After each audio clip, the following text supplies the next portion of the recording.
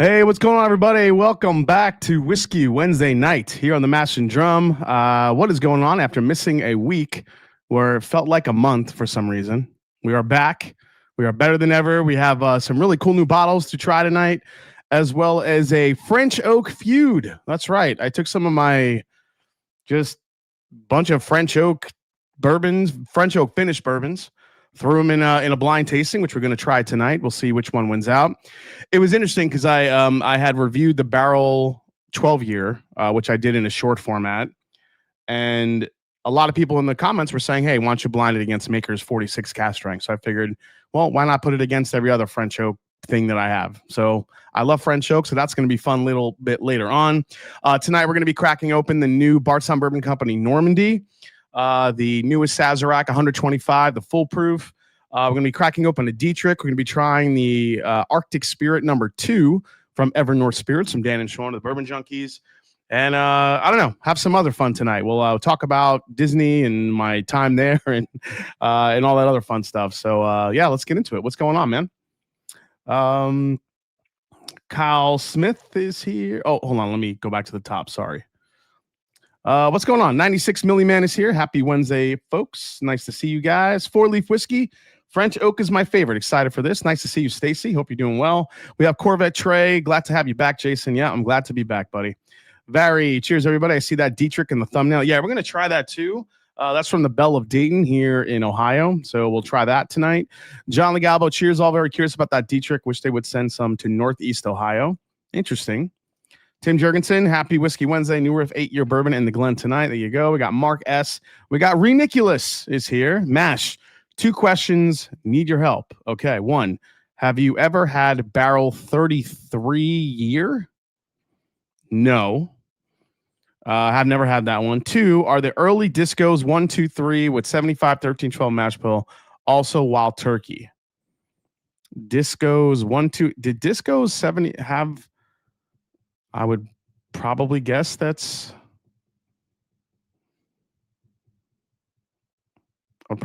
Wild Turkey. I don't think that was the Buffalo Turkey stuff unless they got it really early, but I don't think so. But either way, the Discos 1, 2, and 3 were pretty legendary Discovery series. So yeah, I mean, if you have them, that's the thing. Like, they probably were Wild Turkeys. Whether or not they were the Buffalo Turkeys, I don't know. I would have to go back and look at that timeline. Diego G is here. What's going on? I guess what I'm asking is, all Kentucky 75, 13, 12 always or usually Wild Turkey? Not always. Ridiculous. There's other distillers, I think, that utilize maybe not the same mash bill, but something close. So you kind of never know. I think actually Jim Beam, isn't Jim Beam's a 13 as well? I think there's a little bit different though, but yeah, usually that 75, 13, 12 is going to be Turkey for the most part. Matt's Palace, Poshoff, Nancy Frelly, still Austin tonight. Such a great bottle that I bought 2 more. Thanks to the recommendation, Jason. Oh, you're very welcome. We got EJ. What's going on, EJ? Nice to see you. Hope you and Melissa are doing good. Cheers, Whiskey fan. We got Rare Breed. We got Brian Newton. Looking forward to see what Jason thinks of the Arctic Spirit. Yeah, I actually pulled out last year's to do a comparison, so we'll do that. What's up, JG? Mauricio Pastenis is here. Gary Franchi, cool new bottles and at least 1 new sample. What's going on, man? Joey B is here. We got Tim Cornet, Randall Erickson, Sandeep Chima, Mike Daly. He's got 22A in the Glen. Very nice. Let's see. We got West Virginia Whiskey, WV Whiskey. Tim Taylor is here. What's going on, Tim? Dr. Sped is here. She's all a bit of Jack Heritage in the glass. Lovely. Russ L. Bourbon Coats. Some Booker's Beaten Biscuits in the Glen for tonight. Glad you're back, Jason. LFGGGG. That's right. Man, I love that. I remember mixing the Beaten Biscuits with the country ham, and it was glorious. It was glorious. Joe the Sample Guy is here. We got Michael Russell. Let's see. Bourbon Coat. Stephen F. Cheers from Strong Island. Reverie's Raven in the glass. Excellent sipper. Missed these lives. Yeah, me too, man. James Lay is here. We got Brian Newton. It seems like a month. Abrod is here. Tim Romero. Rees Mash. He's sipping on Calumet 16. Very nice. Isaac Camacho is here. What's up, Isaac? Nice to see you, man. We got Gasfin 911. Greg S is here. Nice to see you, Greg. Taste and Sensibility. Dustin Pichelle. Kevin O'Malley. Phil. Ben Drammond. What's going on, Texas? Jeff Perkins is here. JC Marasijan is here. What's up, Jason? Cheers to you and everyone in here. Slapshot is here. I've got a special little dram with Slapshot tonight, I think. Ernie Watola is here. Sweet Cindy. And, oh, shit, Stretch Kicks is here. What's going on, Stretch? Nice to see you, man. Stretch Kicks I met through one of the sneaker channels I watch over at Rami. So glad you're in here and hanging out, man. Hope you're doing well. Tell Rami I said hi. DJ H is here. What's everyone drinking tonight? I've got a glass of Penelope Project X freshly cracked and just poured. And a bunch of more people coming in. I'm just going to try to catch up here. We got Tommy. We got Michael Barocas. Oh, Tommy D is here. T-Rob. What's going on, man? Okay. John Crabtree. What's up? So real quick, Kenneth Rathburn, I filled out my blend again entry form. Have you sent responses to those yet? First time entering. Not yet. I'll be sending out those emails tomorrow. So stay tuned for that. All right. So real quick, I want to, because I think Brian's Slapshot, who's in the chat, he gifted me a really cool little bottle here. This is Virginia Gentleman, which is, pretty cheap little whiskey. And I think the story was his mom liked to drink this. Now, his mom passed away on this day last year. And, when you lose your mom, it's pretty hard. And I think it hit Brian pretty hard at Slapshot. And he gifted me this bottle at the Bardstown Blitz this year. So he said, hey, I'm gifting you this bottle. What we're going to do is on November 19th, which is today, which is the second anniversary of her passing, we're going to drink it. So I think him and some of the other guys like Big Vic and a couple of other folks are having a little bit of a watch party, and they're all hanging out ready to sip this. So I hope I'm not doing it too early for you guys, but I figured I want to do this now before I forget and before I get into a bunch of other whiskeys and I don't do this with you. So Brian, this is for your mom. I'm going to take my own sip here. Cheers to your mom. 2 years gone, but never forgotten. Cheers, buddy.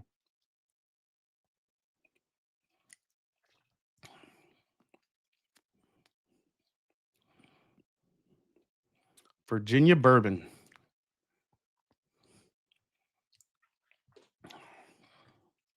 Man, that is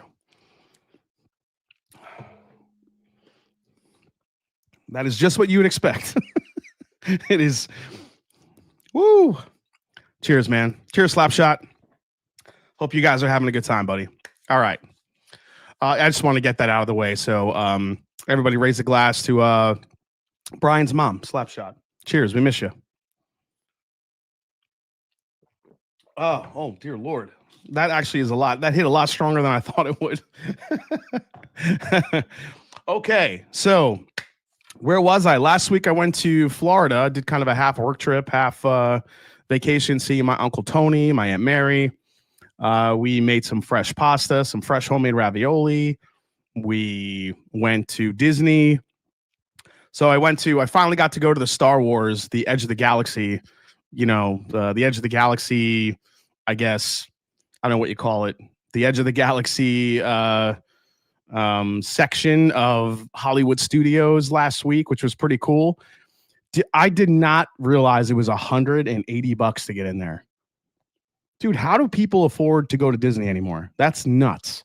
$180? That was just to go in for the day. So on top of that, I bought my uncle and myself a ticket to go build a lightsaber, a custom lightsaber. I should have brought it. It's upstairs, but I did the red. I did the Sith Lord lightsaber, which was pretty cool. But the whole experience was a lot of fun. We did we walked around. We went to Cantina. We went to the whatchamacallit. We did all the rides. We got on the Millennium Falcon ride. We got on the Rise of the Resistance. We did a lot of cool stuff. So it was fun just to kind of walk around and see everything. It was cool to see the Mandalorian walking around with Grogu or Baby Yoda, whatever you want to call him. So Darth Vader, a bunch of stormtroopers. It was pretty cool. You really do feel like you're in some sort of movie set, which I think is kind of the idea. It's like if you've ever been in the Harry Potter area of Universal, it's like this park within a park, and you just feel like you're very isolated and within this whole world, which was pretty cool. I could buy some nice bourbon for 180 without a giant rat running around.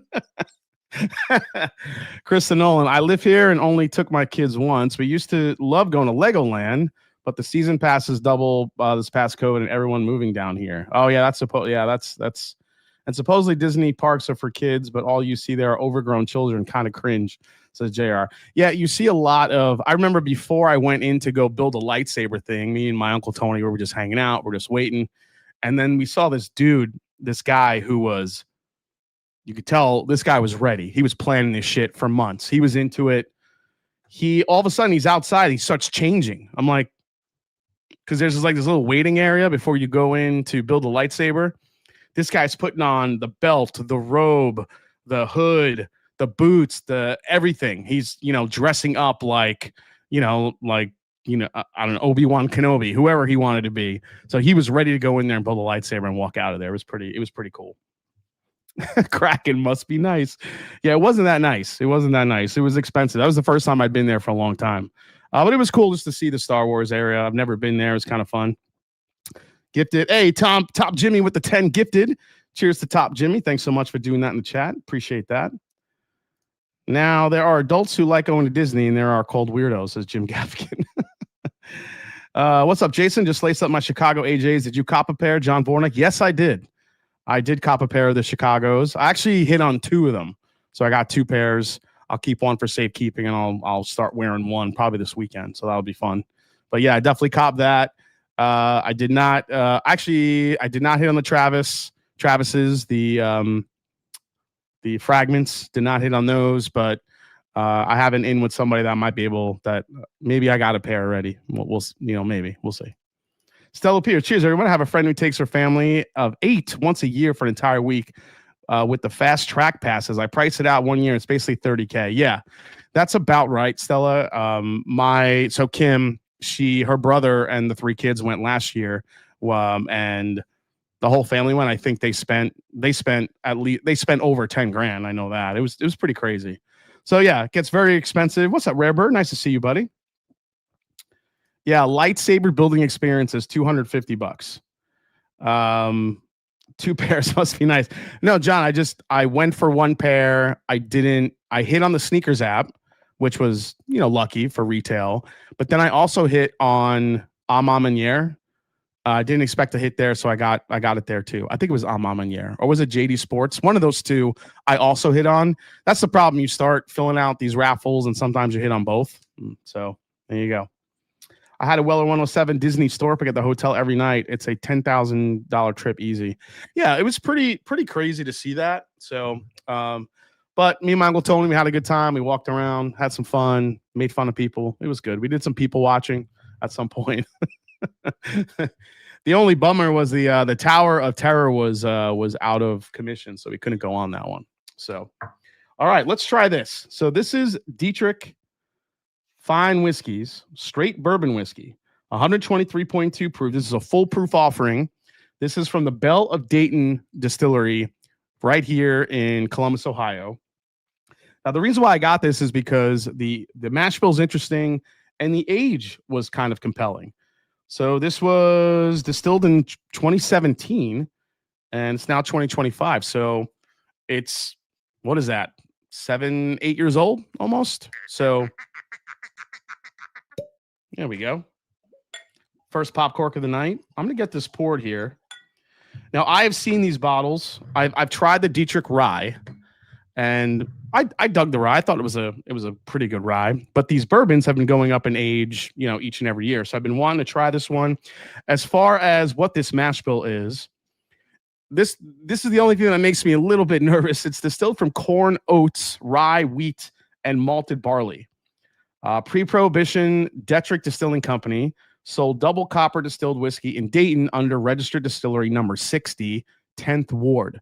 Their founder, Frank Dietrich's motto, "While we live, let's live," inspired the ambition of this long ago spirit. The LaSalle brothers ventured to create a bourbon whiskey genuine and unique. So this is a 5-grain mash bill, which generally scares me a little bit. I've only had maybe a handful of whiskeys that have 4 to 5 grains in it that I like. So I don't know, but the age on it, It was intriguing. So let me try. Let me try this one. Bell of Dayton from Columbus, Whiskey BS. I think, let me see where they're located actually. So they are located in, I'm guessing Dayton, Ohio.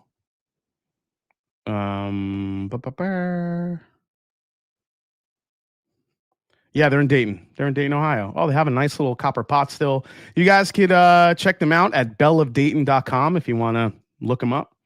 But let's get into this one. Let's get into the first pour of the night. Definitely miss you guys. Be fun to come back here tonight and go through some fun pours, do a blind tasting. I'll tell you about all the glorious pasta. Me and my uncle Tony, we made fresh pasta. We went to a really good Italian market, and we got, oh my God, all the meats, prosciutto, fresh mozzarella. Oh my God, it was so good. That was down in St. Petersburg, though. Kooky cat. Yeah, Kooky. Detling is probably one of the ones that I enjoy that has multiple grains like that. Oh, you know what? This nose is actually really nice. Ooh, it's really baking spicy. It's gingerbread. I get gingerbread cookie on this all day long. It's like ginger molasses. There is a little bit of a breadiness to it, which I kind of dig.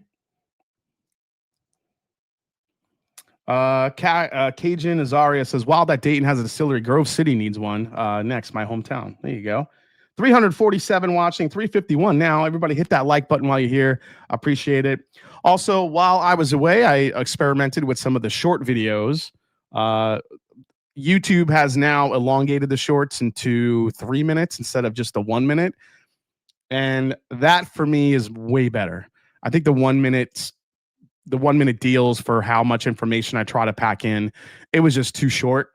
So now that they're 3 minutes, people have been digging some of the short videos I've been putting out. So I hope you guys have done it too, or have enjoyed them as well. I still will be doing some long form videos, obviously, but I feel like for the repetitive releases that come out each year, like Elijah Craig Barrel Proof and Larceny Barrel Proof, and we have 3 and 4 and 5, you know, these repetitive types of releases that we see each year. I think the shorts will fill a gap where people can just see what I think of it and, you know, get my review in a quicker time frame. But I still love the long form videos, especially if it's a new brand like Dietrich or something else. Like my next long form video will be for the Sazerac Rye 125 after we crack it open tonight. So, Shemi, yeah, I started doing some more shorts, just literally just this past week. So, man, I love the nose on this. There's actually a nice little dark fruit. I'm almost picking up like a fig note in here too. This is good. Nose is promising. So let's try it on the palate. Cheers, guys. Thanks for hanging out tonight. Welcome back, Whiskey Wednesday. It's 1 week until Turkey Day. Well, from here it'll be a week till Turkey Eve. Thanksgiving Eve. Remember when Thanksgiving Eve was like the big party night to go out? That was like the biggest party night of the year. Is it still like that? Used to go out every Thanksgiving Eve, but not anymore.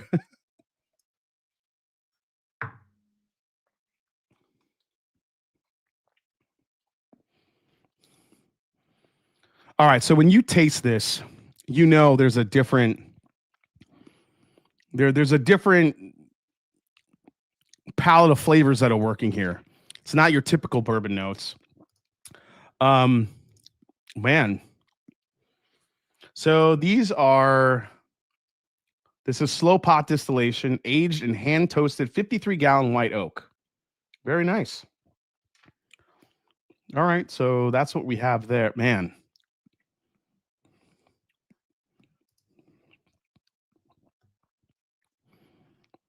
All right, hold on a second. Let me go back. Okay. Me and my cousin used to eat and then go out drinking Thanksgiving night. Here in Chicago, Thanksgiving Eve has become Bourbon County. Oh, the Bourbon County Stout stuff. That's right. Raymond McGee. Hey, all, just joining from Nova. What's up, man?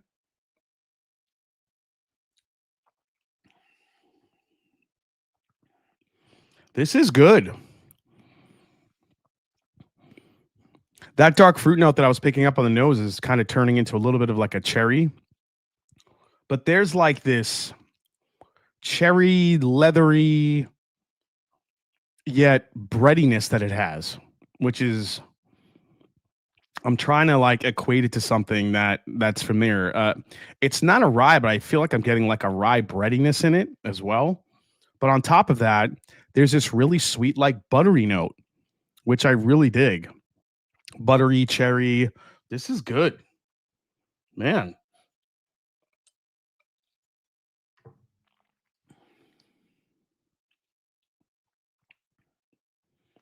Best part about this is the texture.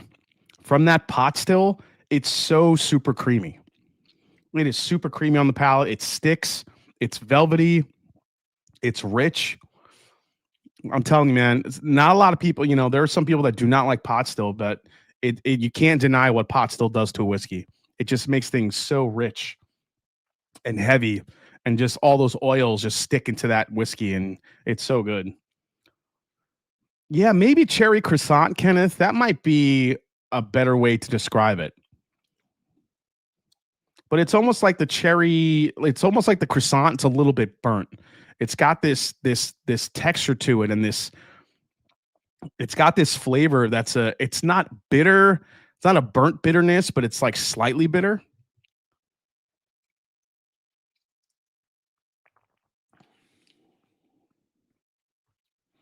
See, that sip, all I got was the sweetness. That bitterness is starting to go away as it opens up. This is really good. Wow. Detrick Fine Whiskey, straight bourbon whiskey coming in 123.2 proof. This happens to be batch number 13. This is still sitting on the shelves in Ohio. So if you're in Ohio and you have not tried this yet, this might be a good batch for you guys to try. I believe the bottle was $80-ish. Let me look here what it was. Was it?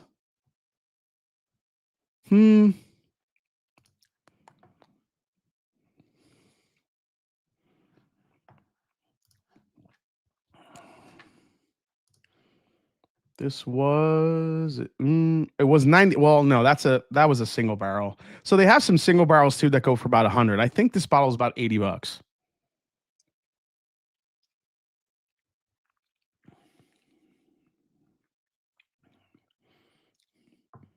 It's getting more cherry, chocolate, butter.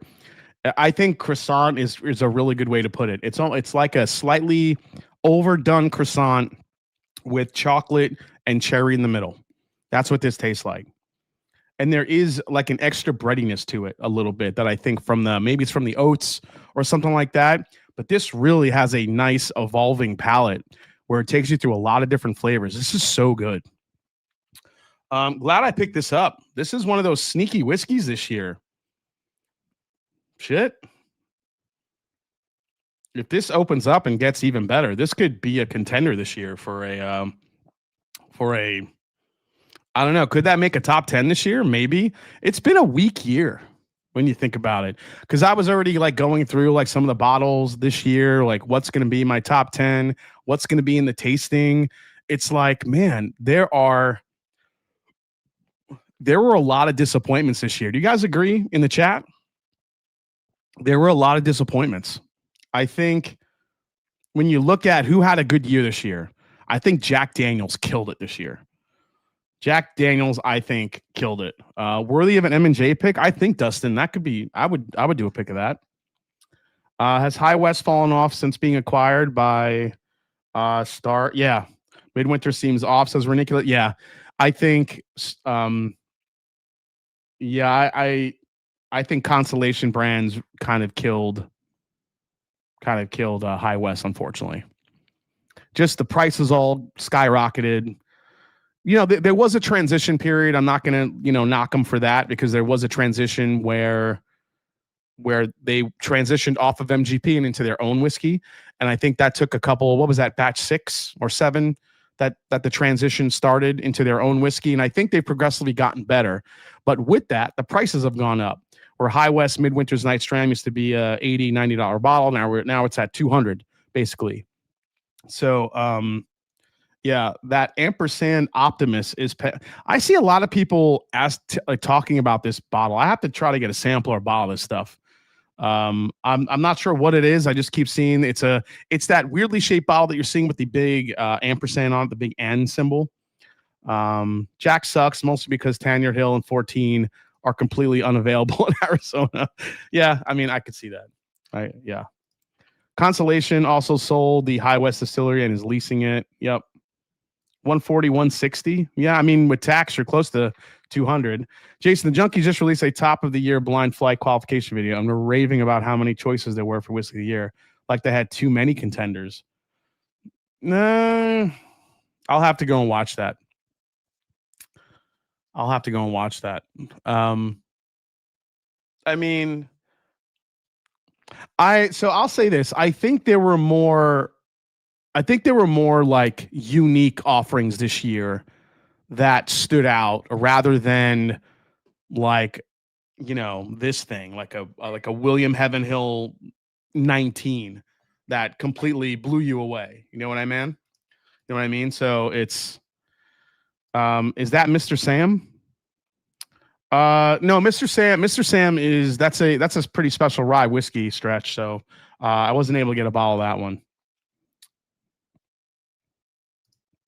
Junkies pick their own bottle as number one. Really?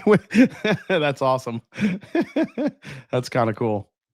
Fry's has events all the time in Arizona, the easiest place. Okay, they pick their own bottle in 12 Summers. Oh, 12 Summers that's cool. From Barrel King and blended by the legendary ADHD whiskey. Yeah, I think Turkey had a few really. Yeah, I think Wild Turkey 8-year was a great offering this year. If you kind of go down the list, I don't think that's a lot of people's favorites. And I'm curious to see how that whiskey evolves over the course of time here. I just think Wild Turkey 8-year was just way too clove heavy. It was so paramount, at least for me on my palate, that it just kept taking over that clove note. So I kind of want it to be closer to like what the 70th anniversary of Wild Turkey was, but I know those were specially selected barrels. But that was kind of like my benchmark. Probably a little bit unfair. But I think Beacon and Russell CNE were definitely the top two this year from Wild Turkey. I mean, Jack Daniels, I mean, they put out the toasted, or I should say the Heritage Barrel that's now going to be a regular release. They put out the Tanyard Hill, which is an incredible. If that doesn't win Rye of the Year for me in the blind, I'd be really surprised. But you never know. There were some really good ryes this year. What else did they put out? Their Sweet Mash, their Tennessee Tasters, or their Distillery Select is really good. The Jack Daniel 14, the 12, the 10. I mean, they killed it this year. The only problem is the availability and people pricing it out of the market, which is kind of crazy. Bomberger's PFG, which we're going to try tonight in the blind. I think that was a really unique offering. I don't expect that to win Whiskey of the Year, but I feel like it was unique enough where I really enjoyed it. I think a lot of the talk this year has been single barrels and blends, and particularly Buffalo Turkey stuff, even though there was some bad ones out there, all the Barton 18s that hit the market. You had some really interesting finishes this year that also hit the market. I feel like the what do we call it? The Maple Brulee was kind of the one that, was the trend, I think, this year a little bit. So yeah, Jason Hill, Sagamore Bourbon. I haven't gotten to taste yet, but drinking the 8 now. I love it, but don't get heavy clove, says Shemi. Yeah, Shemi, I don't know, what the batches are like that. There's definitely going to be some shift here and there. So, but the first bottle I got was heavy clove. Could Penelope Founders Reserve win, says Stretch Kicks? I think that could be in the mix. But again, that's just, it's a sourced Heaven Hill that's been, batched and blended very well, but it could. I've had some great high-age MGP ryes. The Maple Brulee are amazing in old-fashioned, says Kenneth Rathburn. TKE legend, let's talk about the FC. No, let's not. Won't say bottle of the year contender, but I've got 6 bottles of ECB B525 that I'm in love with. B525 is my favorite from this year, for sure, from Elijah Craig Barrel Proof. This year is the year of Take. The entire Reveries line has taken the market by storm. Yeah, Jeff, I agree. I think there is something to be said about what Jay from Shared Pour or Take with his Reveries lineup. I think that Raven, especially that first one that I have, has a chance to really do some damage this year. So we'll see how that goes. So Green River 250th Army Edition was a great. People calling out Calumet 18. I thought that was a good bottle, but the more it's opened up, the more I've disliked it. It's just gotten too medicinal cherry for me. Sagamore 10-year for the rye will be up there. Remus 9-year experimental, I think, is going to be one of my. I'm doing a whole video for like my surprise whiskeys of the year, and I think that's going to be one of them. So, yeah, Dark Arts has some nice bourbons, but again, when you're talking about all these releases, it's, you know, obviously it's very specific to the specific. It's very specific to each bourbon channel because not everybody gets everything. Everybody gets different stuff. So while there will be some continuity between channels for releases and what makes their top 10, there will be some differences because you're going to have channels that are going to have maybe George T. Stagg or William Lou Weller or something like that on their top 10. I don't see myself getting those before the end of the year, you know, for a good price. So I don't think I'm going to, you know, spend $1,000 to get a George T. Stagg for 2025. Maybe if the price comes down at some point, we'll see. But I don't see myself putting those in the mix. And I think some people are okay with that because I think there were some really great bottles other than George T. Stagg that hit the market this year. Jack Daniel's single barrel proof rye is the shit. Absolutely. Jason, how do you feel about BT with Stagg all being so close to proof and the proof going down? I feel like Stagg Jr. is starting to lose its charm, says Christian Mungia. I've been saying that for the last 2 years, that just Stagg Jr., whatever you want to call it, it just kind of lost its luster for me. I think people were becoming a little bit disenchanted with it. I think the quality's gone down. I don't think it's been as good. Now, is it just because they're choosing younger barrels? Is it because they're just throwing some barrels together and throwing them in a bottle because they know people are going to line up and buy it? I don't know. But yeah, it's still a solid bourbon. You know, if you find Stagg at retail, which is the real trick, you're getting a great barrel proof bourbon from Buffalo Trace that's about 8 years old. And if you could do that, and if you basically get Eagle Rare on steroids, then it's a great bottle. I think we have a tendency to really nitpick and get picky with past batches versus new ones. But when you really kind of step back and look at the complete picture, it's still a great bourbon for the money, if you get it at retail, of course. Corvette Trey just gifted 10 memberships. Cheers, man. Appreciate that. NBC and Rare Character have been dropping a lot of goods. Yes, they have. Expensive ones, but they have been dropping some great bottles for sure. There was that like little kind of moment this year where these 20, 21, 22, 23-year Dickles were hitting the market. Some people went a little crazy for those. We had a lot of interesting trends this year, which I think if you navigate through it, you could maybe come up with like what your top whiskeys were. You had Buffalo Turkey. You had these really, really high-aged Dickles, some of them getting into hazmat territory. You had the Buffalo Turkey, the Dickles. You had the all this Barton that hit the market, all these 18 years. You had the Reveries that came out. You had these great ryes, all these crazy finishes. I mean, there was a lot of different whiskeys, some different directions you could have went this year. But I think still what's going to be the king right now is single barrels. And I think the one thing that I've learned the last 2 years is that a lot of the stuff coming out of the bigger distillers hasn't been as good as their shelfers. And I still think that's a big problem that they need to solve, because it just feels like they're just putting out releases to put out releases instead of making them super special. And I think that's my biggest gripe with the industry right now, especially the bigger distillers. Like, you know, if you're going to put out a special release, it damn well should be special, especially at some of the prices they're commanding. A. Smith Bowman. Oh yeah, A. Smith Bowman cast. Yeah, number 4. That shit is really good. That's going to be that'll be in there tonight. Not tonight, but this year, I should say. Stagg Jr. not being available on the shelf is a part of the problem. Yep, exactly. Stagg 25B is just meh. It's fine. That's good to know. Did you try the bottle of Drive by master distiller Buster Hyman? No, did not. Stranahan's 12-year will be up there as one of my surprise whiskeys and a possible whiskey of the year candidate, at least the top 10. Yeah, everyone thank Corvette Trey. Have you tried any of the Brook Hill rare characters? Yes, I've tried a few of them. Some of them, the 2 of them that I had were really, really good. One of them was kind of mediocre, and they're expensive. They're very expensive. Jason, are Beacon and Strand has 12 year in play for Whiskey of the Year? I think so. I think they'll be up there for me personally. But I think William Heaven Hill 19, Russell's, Camp Nelson E, those could be up there. But don't count out Take's Raven. That Raven blend that he did is so good. I could see that sneaking through and doing something too. So, would you pay $2,000 for William Lou Weller, Coy Hill, Pappy 15, Beacon plus 4 store picks? Holy shit! Oh wait, hold on. William Lou Weller, a Coy Hill, Pappy 15, Beacon, and 4 store picks for $2,000.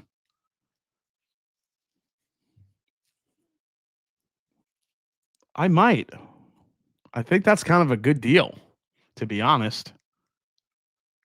I mean, when you kind of factor in Pappy 15 is still selling for 12 or 1300. Beacon at retail is 300. Those Coy Hills go for 400 or 500. I think that's kind of a steal, to be honest. 18-year Barton. Just found this channel this week, and now my first live stream. Excited to join in. Cheers. Says P. Chase. Welcome in, man. Glad you're here. Yeah, lots of the Elkwood bottles are getting great reviews. Yeah, some of those picks are just been fantastic. I'm definitely going to put a couple of them in my, Knob Creek 21. It's my favorite beam since Jacob's Well. I think that'll be in the mix for, top of the year. I don't know. Maybe I'm wrong. Maybe there are enough releases that I really like this year. I just think maybe it's because some of the ones that I expected to be good weren't that great. And there will be a most disappointing bourbon for sure. So don't count out Bomberger's PFG, which came out early this year. Any thoughts on JB? The Jim Beam. Yeah, the number 2, what is it called? The Legent. I did not get a bottle of that, but I had it and I thought it was really delicious. Little Book Infinite, I think, is good, but I don't think it's good enough to win anything this year. Don't forget about the BV. Oh, Lineage. That's right. Legent is that cherry finished one. Lineage. See, this is why Jim Beam has too much shit. Okay, let's get into our next review here tonight. But yeah, the end of the year should be real interesting. So, all right, what do we want to try next here? Let's get into, I want to try this Junkies Arctic Spirit. Well, you know what? I'm actually just coming off this, and we're going to get some finishes. I want to dive into the Sazerac Rye.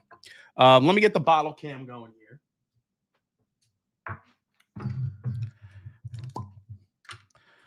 So huge thanks to Top Jimmy for sourcing this one for me.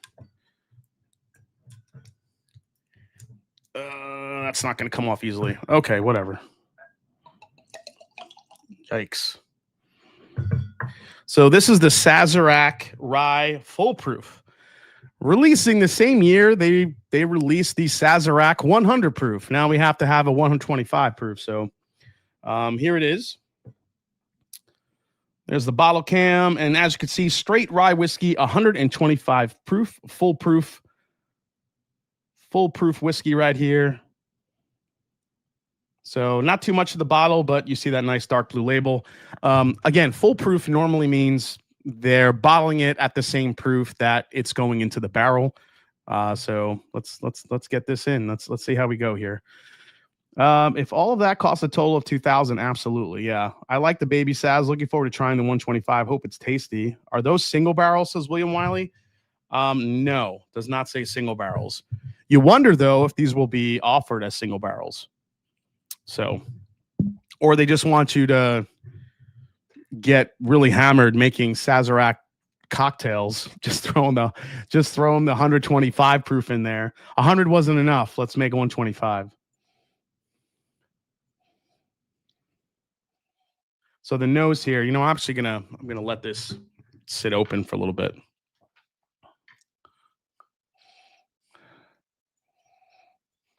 All right. Well, Sazerac is always known to be a little bit of a sweeter rye, and it still holds true here. You definitely get more of the proof that comes out, way more than the regular Sazerac. It's lemony to me. I get like lemon bar in it. I love Saz in an old fashioned. Should be good for Turkey Eve. Yeah, make a big punch out of that. Get your family schnockered. Give it an SJ. Okay, we can give it the old swirl job. There you go. I actually want to know what an age difference might be between that and Handy. That's actually a good question. Handy being 6 years old, usually. Is this younger? Is this 4? Is it 5? Does it get to 6? Actually, let me see if there is. I did pull up a there was a news release on this. I'm wondering if they say what the age is at all. No, it's $40 though. Nice price point. Good bang for your buck. $40. No, yeah, no age here. No age on it. All right, here we go.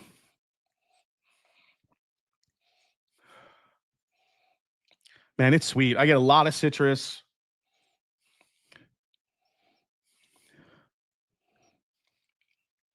A little bit of fennel seed. You get a little bit of like that black licoricey note, but more of a fennel type, not like that artificial candy.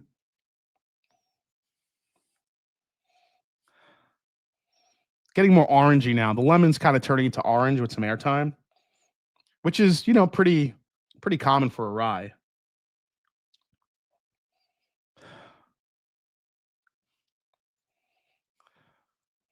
I mean, it smells like a good sweet rye. Nothing too crazy here. Let's give it a try.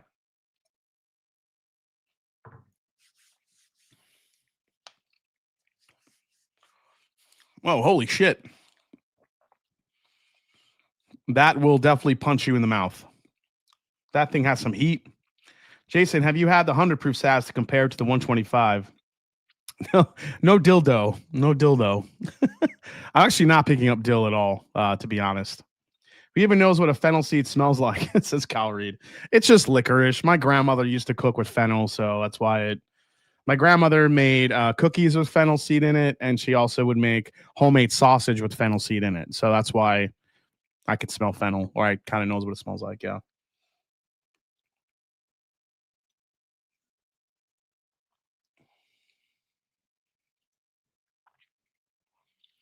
The more you sip this, it's getting sweeter. It's almost getting like a marshmallow, like a toasted marshmallow note in here, which is weird for a rye, but it's orange, almost creamsicle-y in a way with that fennel seed. There is a little bit of a darkness to it. There's some nice brown sugar here as well. It's got some great spice. For $40, this is a really nice, bang for your buck type of rye whiskey. If you like higher proof ryes, yeah. I mean, what would you even compare to this? Not regular Sazerac.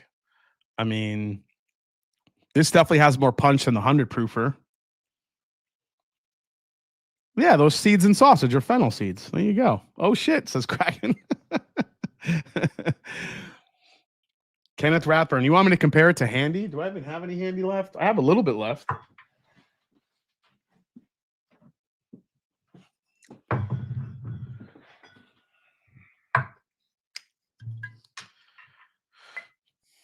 All right, twist my arm. I'll have a Thomas H. Handy. Rumored to be 6 to 7 years. You know what? I would probably agree with that, just because it seems a little bit darker. It's not coming off like a super young rye, to be honest. It's coming off with a little bit of a darkness to it.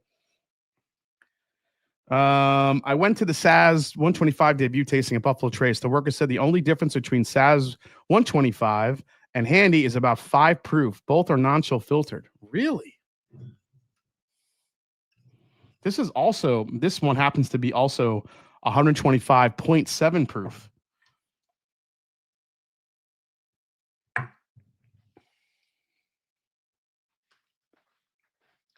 All right, so Thomas H. Handy is much more concentrated in the sweetness factor.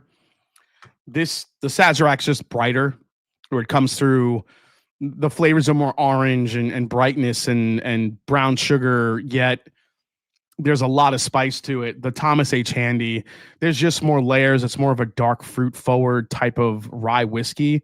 It's got like, where this is maybe like orange zest or lemon zest, this is like lemon bar and orange like creme brulee. So that's kind of the distinction between the two, where Thomas H. Handy is just a little bit more refined, a little bit more concentrated versus what the Saz gives you.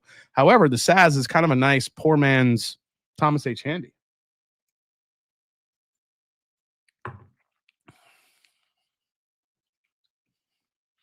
Apparently, rumors going around that Thomas H. Handy is going to be aged longer now. About time, to be honest. You know, every time I go back to this is really good. I am not mad at that. That is, I don't think it has the layers that like a Sagamore 10 would. But when you're talking about just an in-your-face, really delicious rye whiskey that's both sweet and spicy, that Saz 125, dude. That's I feel like you could get rid of the 100 proofer, just have the regular in that. That's really good. Last handy I had was disappointing, says Mr. JJ Pickle. My mother is part English, says and Andreasino Bellaris McEwen. Okay. Instead of baby Saz, now it'll be baby Handy, or is that a no-no? Yeah, that might be a no-no. Handy sound disappointing, says Stretch Kicks. You know, they vary from year to year. Some years they're really, really good, and some years they're just okay. Still Austin cast strength rise close in price. How does that stack against the Saz 125? That's a good question. I just don't think I have one nearby to try that out. But yeah, that could probably, this is gonna go through a pretty cool, maybe that'll be the next quadruple base. I'll pick out some high proof rise on the cheap and see how it does. That'll be fun. Matt Carter says posting a review of the 2025 GTS tomorrow. Damn, Matt, must be nice. Hey, Matt, can you send me a sample of that to do a review? Sagamore would smoke both, says Dustin. I'm not sure about Sagamore cast strength, but I think the Sagamore 10-year can definitely go right up against the Thomas H. Handy. I think it's definitely more layered than the Sazerac 125.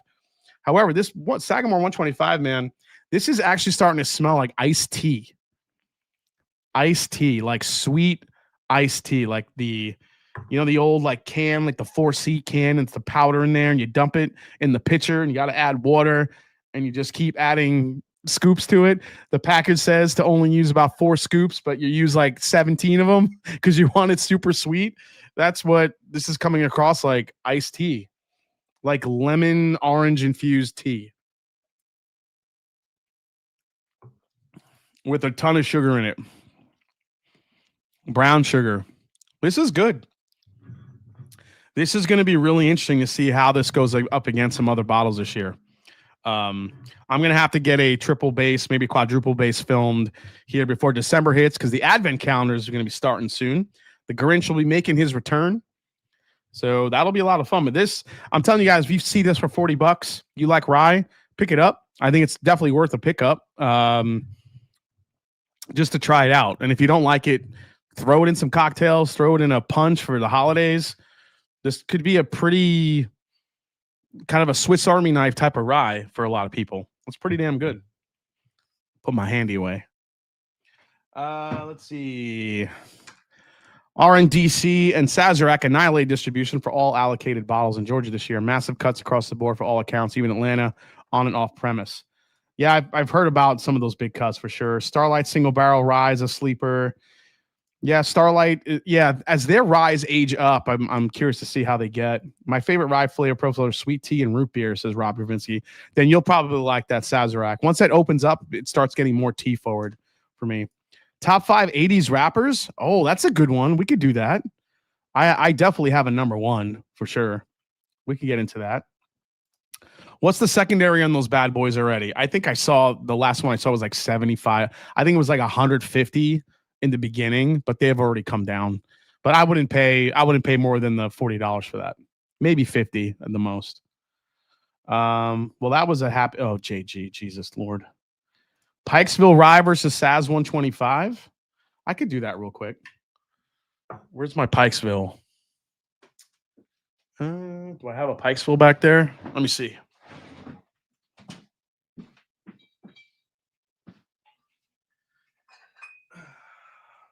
Of course I got a Pikesville.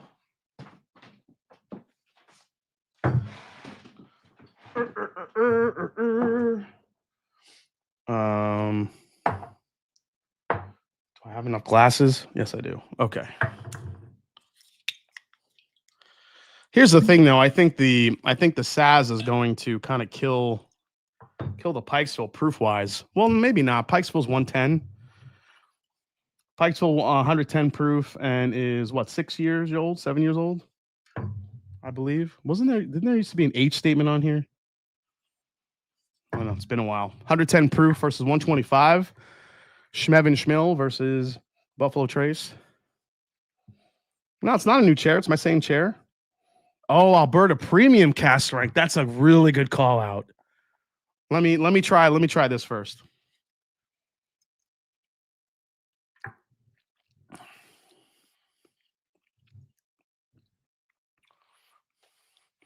I tell you what, the Pikesville isn't as spicy. I would say it's a little bit smoother around the edges versus the Saz.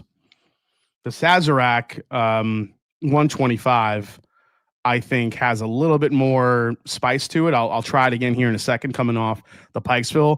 But I think the Pikesville really leans into the brown sugar for a rye whiskey. I'm not really picking up the fennel in the Pikesville. This is a perfect bourbon drinker's rye right here. Is the Pikesville. Let's go to the Saz.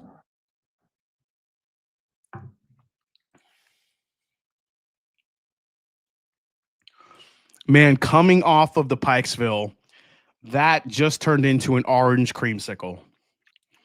Wow. It's crazy. I always say it. It's crazy how you take a sip of one whiskey, you go to the next one, it completely flips on its head.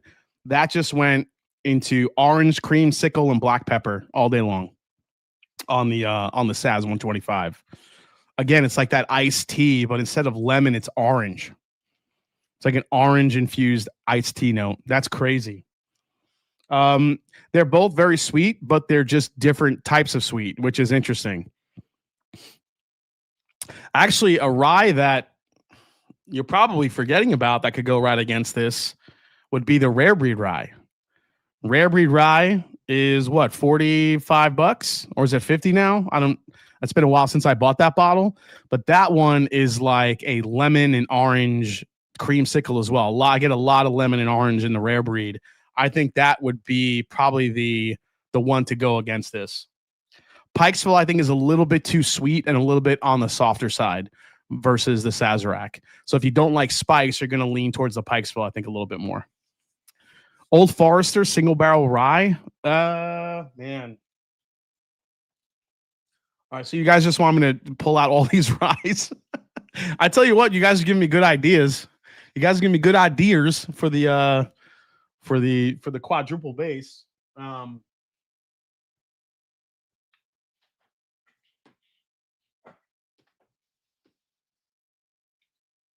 I had an Old Forester rye somewhere. I think I just got one this year. The big rye, the rye that was like a lot of freaking money. That rye I'll like over both of these for sure, because that has like a super dark fruit note in it. Let's go to the Arctic. Why not? Let's go to the Arctic. That's another rye. Let's go right to that one. Let's see how the Arctic fares up here. All right. This is the Arctic Spirit number 2 from Evernorth Spirits, Dan and Sean, Bourbon Junkies. Check it out. Really cool label this year. There it is. This is a Burai. It's a bourbon and rye whiskeys blended. There you go. Number 2, Arctic Spirit. So really cool kind of holiday-ish theme on this one. Really great job here by the designers. This year's Arctic Spirit is a blend of 12-year rye and 12-year bourbon from MGP with a splash of 8-year-old Green River bourbon to bring a maple vanilla fruit forward profile meant to be enjoyed with those close to you. Love it. All right. Let's give it a go. You ready for Captain Checkdown? Forlorn Hope, Captain Checkdown. Oh, Kirk. Oh, God. Don't even get me started on the Falcons. You know, I've had one of the worst sports years ever, man. It just sucks. The Mets collapsed. The Falcons completely imploded. What a mess. I just need to find new teams. I don't know. Maybe me just being a fan is cursed of any team I try to root for. I couldn't even root for my second team. You know, growing up, my love the New York Giants. Even they suck too. So I'm pretty much screwed no matter what I do.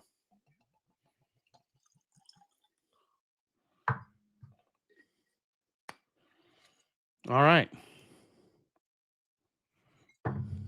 I'm excited to try this one. Let's give this a go. Big Vic, let's go Dodgers. Oh God, Big Vic, the World Series is over. Move on. All right, you won. Yay. Yay. The Dodgers won again. All right, go to sleep.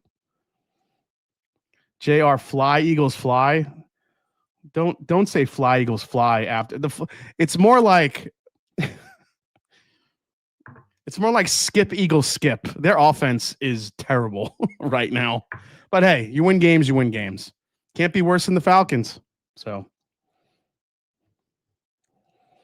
the Mets gave the rest of us a lot of laughs. Thanks, Jason. Oh, you're very welcome. The Mets tend to do that.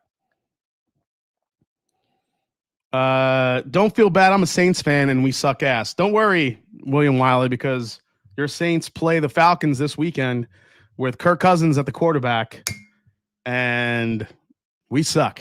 So it's going to be the suck bowl.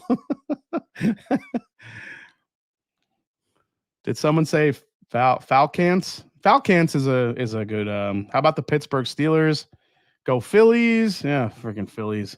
The Phillies are just as bad. They always make the playoffs and they don't do shit. That's right. It's hockey season. Go Rangers, baby. That's what I'm gonna get into. Dude, this smells terrific already. I'm gonna get a little swirl job as well. Still a Chiefs fan, says Jeremy Hughes. Cousins versus Schuff. Yeah, it's gonna be pretty terrible. It's gonna be terrible. I'd be surprised if either team scores more than 15 points in that game. Oh, man. So I love the rye influence here.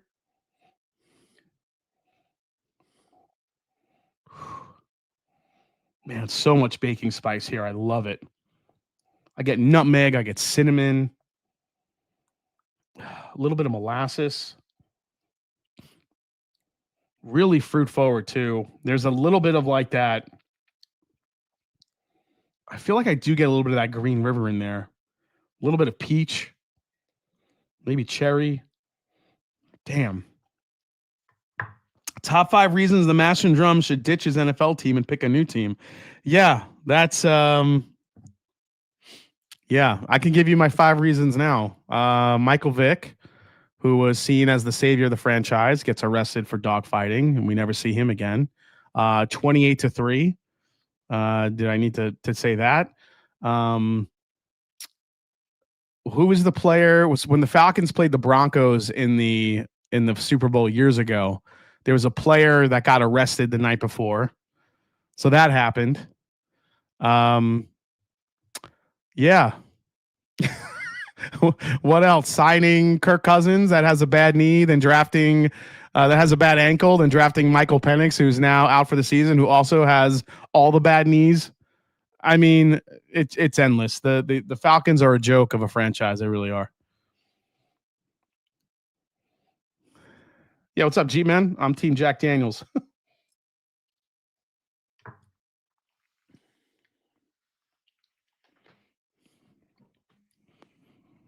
Oh, that's right. Was it Robinson? Yeah, we lost the first round pick. Look, we've kind of fixed the sack problem. We had a lot of sacks this year. That was nice to see the pass rush, but the offense just never got going for Atlanta. The offense was just really, really hard to watch. You have Bijan Robinson, who's one of the best backs in the league, and you just can't. I don't know what it is. It's just a really tough team to watch. Stretch kicks. I'd rather be a Falcons fan than a Raiders fan. I don't know if I'd argue with that, man, but I also, at least the Raiders have like a fan base that I don't know, still supports them. The Falcons the Falcons fans, man, they are rough, but they've been disappointed so many years. Yeah, it's like, yeah, Matty Ice. Now it's like you really respect what he brought. A lot of people gave him shit for the whole 28-3 thing. I don't think it was necessarily him, but it was a lot of the play calling that happened. We just stopped running the ball, and I think that just kind of killed us. So I don't know.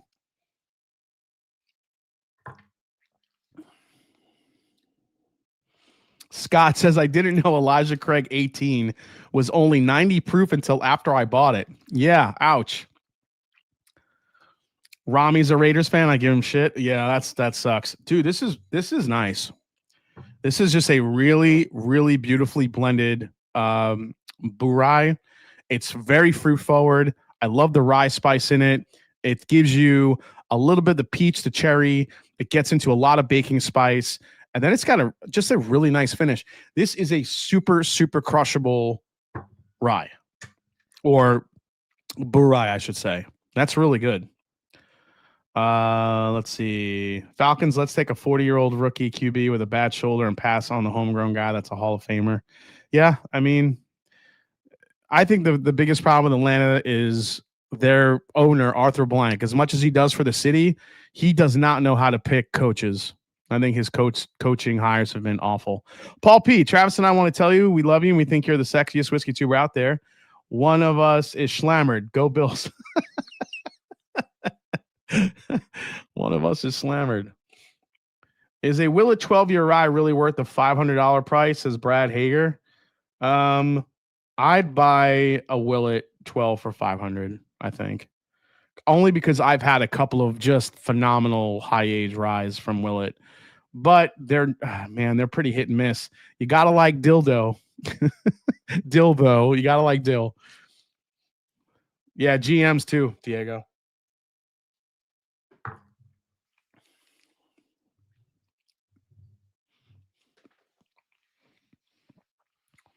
Yeah, this is good. Dan and Sean did a really nice job on this. The only thing I wish it had is a longer finish, but it does drink it, like the flavors on here, the layers. I think it's really sweet. It's really approachable. It's a really great blend. I think they did a great job. I would never think that you have your 12-year MGP and MGP rye and bourbon in there with some Green River. It's a nice combination of flavors. Beans or no beans on chili, says Big Vic. I mean, I could probably take it either way, but I kind of like it with beans just because I like the extra protein. The only thing worse than Arthur Blank's football hires are his political donations. If you know, you know.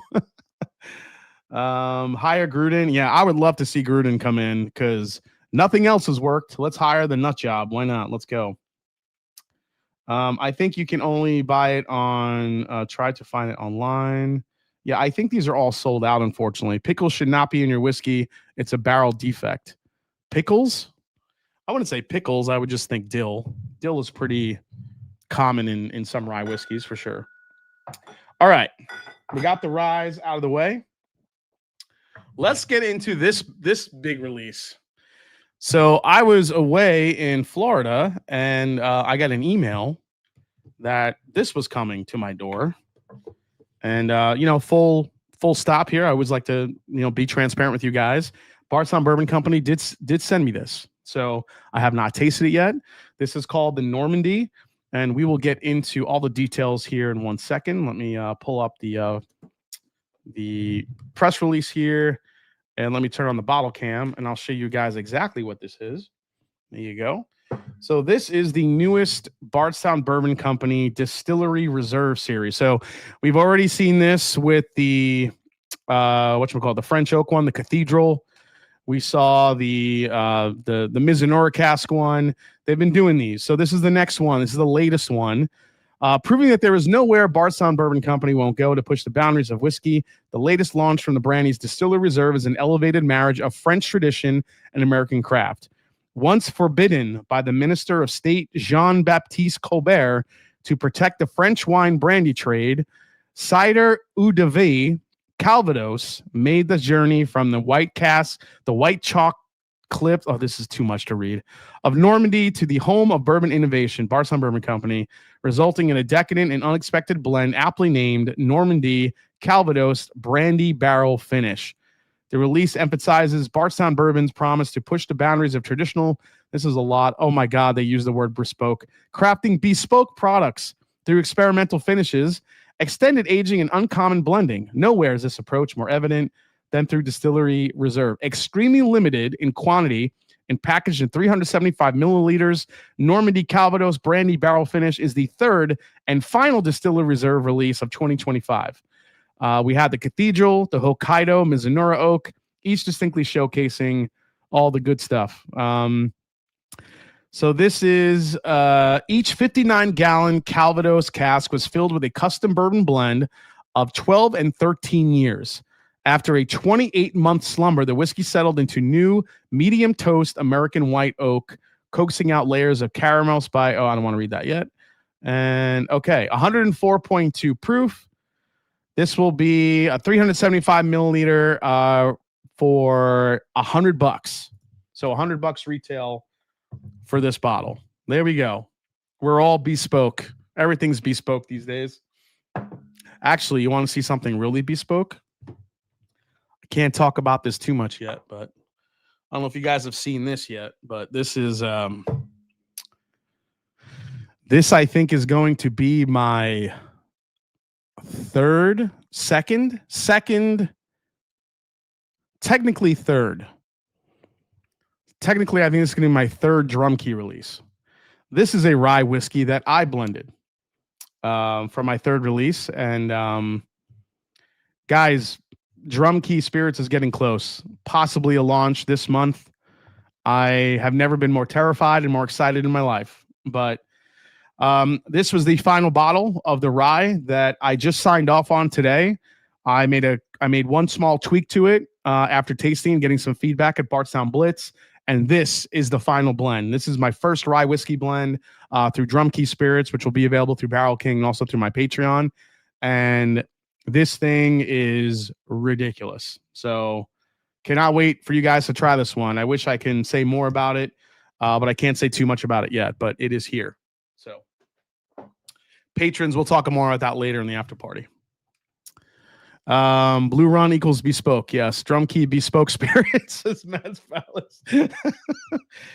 All right. So in true Bardstown Bourbon Company brilliant marketing fashion, other than using the word bespoke too many times, here's the box that it came in. So let me show you some close-ups here. So it says here, undeclared, unbound, unforgotten. As you can see, Normandy released Bardstown.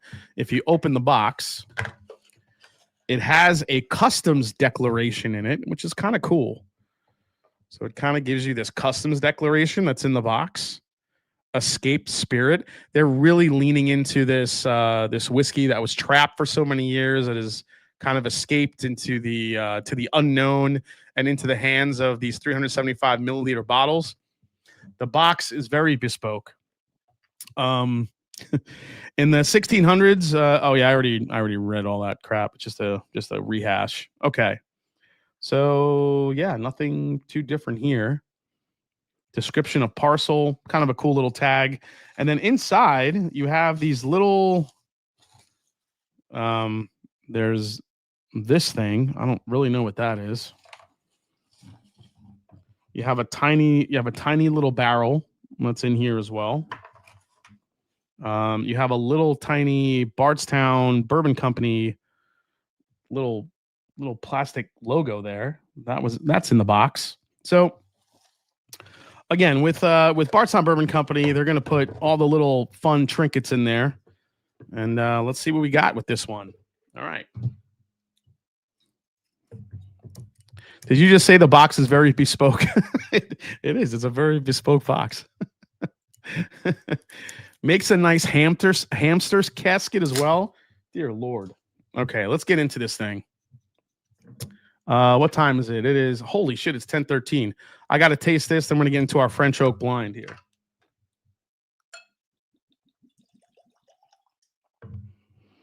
Nice color on this one. Okay, let's get into this thing. Charms for your dollhouse. Yeah, basically.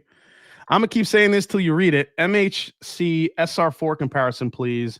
You still have one? Stashes, Snacks, and Sips. So Murray Hill Club SR4 compare. Oh, to this? Oh, I see what you. Okay, we could do that. I got it right over there. All right. All right, let me just pull that out now before I forget.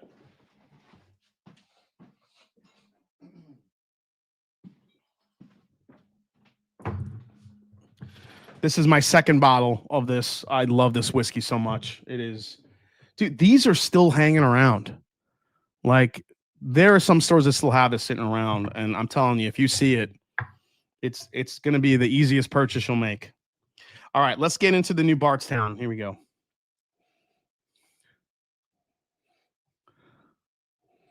Real quick, Calvados is an apple brandy, and it's an apple brandy cask. So, let's see if I'm missing anything here. Yeah, Calvados is a French apple brandy from Normandy. So there you go. Made by distilling fermented cider and aging it in oak barrels for at least 2 years. So there you go. If you didn't know what Calvados was.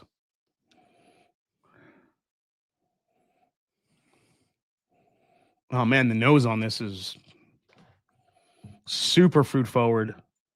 Oh man, I'm gonna need to pour this out. Get this ready. Damn. Dank Oak just picked one up, dude. Good job. Was there a specific MHC bottle to look for? Yeah, JG, this Murray Hill Club special. It's going to say special release right here on the bottom. And you want the side here to say number 4.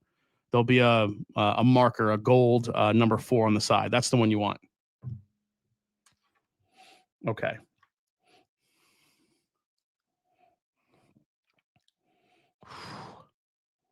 Oh, man. The nose is really fantastic. I do get the apple, but it smells like a rich red caramel apple to me. Rich red caramel apple. The caramel apple with like the nuts around it. You know, it's like kind of coated in peanuts.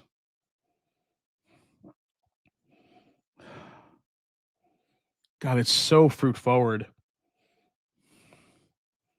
Getting berries, getting raspberry here. Oh my gosh. If this tastes as good as it smells, this thing could be pretty formidable. Let's see.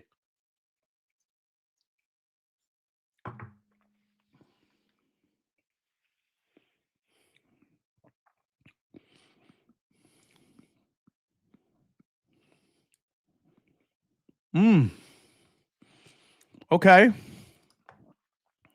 Oh wait, where are those Murray Hill? Sorry, I already made it through a bottle. Hook me up, says Henry Turner. Somebody sent me a message that said they were laying around in, where were they? Was it Texas? Might have been Texas, or maybe it was Chicago. I don't know, but some of them are still hanging around. Not everybody wants to pay $200 for a bottle anymore, man.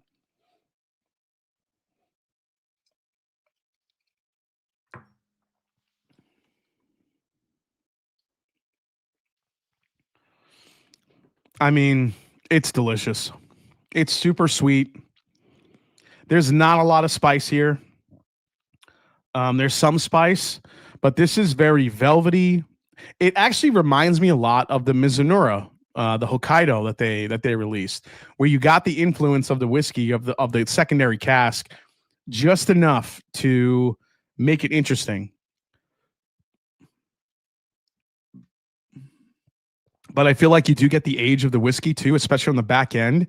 There's like a subtle like sweet tobacco note on the very back end of this, and it leads into, again, more of that super fruit rich, like that fruitiness that it has, almost kind of like an orchard fruit type of experience where you're getting into apples and pears, but everything has been like caramelized and coated with caramel.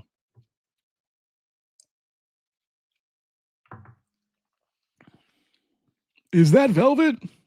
I see what you're doing there, Stretch Kicks.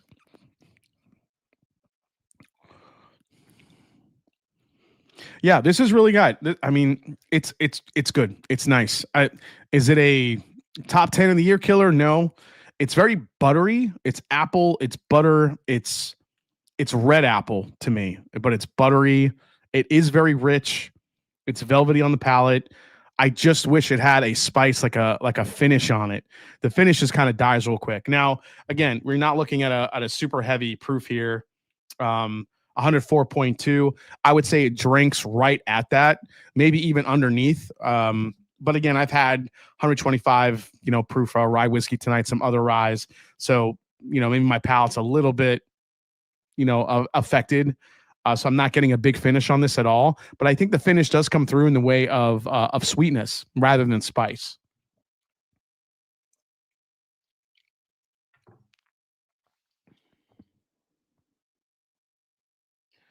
Yeah, this is like,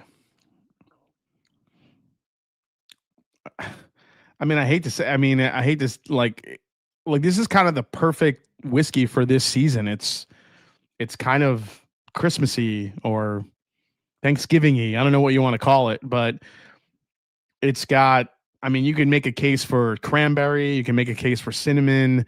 There's some nice spice here and some nice, really rich fruit character that it has. I mean, maybe even a good spring whiskey as well. But I think the back end of this, like the darkness of it that it has, I think really leans into some of that the darker, the tobaccos and the, again, maybe like a hint of leather, not much, but it's good. I do wish it had a little bit more punch to it, but you are dealing with higher age whiskeys, which could have been a lower proof anyway. And who knows how much it went down wherever those Calvados casks were aging. Could have lost some alcohol in that maturation process. They were in there for quite a long time. So, but overall, I would say this is good for $100. You're getting something unique. You're getting something really rich in flavor. Even though I do wish it had a little bit of a longer finish.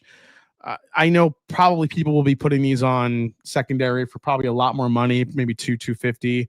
I don't know if I'd pay that for this. But if you're lucky enough to grab one at 100, even though it's super limited, I think it's pretty damn good. All right, let's go against the the Murray Hill Club.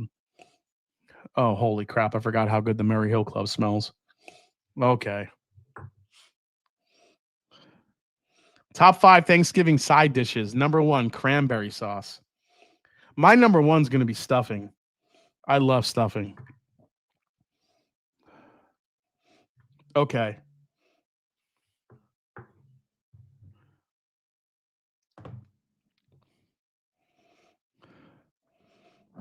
Man, the noses are closer than I thought it would be.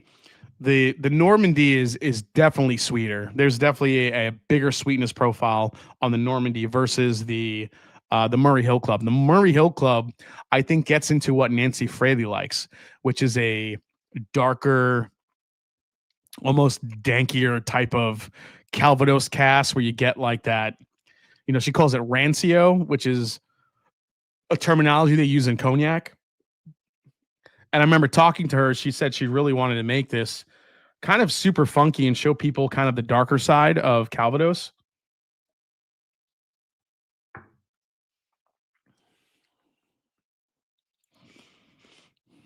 Yeah, for me, it's the Murray Hill Club. That Murray Hill Club is so stupid good. Oh my gosh. And it's got a finish to it. It's got the apple. This is just stupid. This tastes like you're kind of, it's very sweet and you're dancing in a field of apples and pears and cranberries and everything is beautiful and it's light and it's easy and you could absolutely crush this. And then you try this and it's like someone took a bushel of apples and smacked you in the face with it.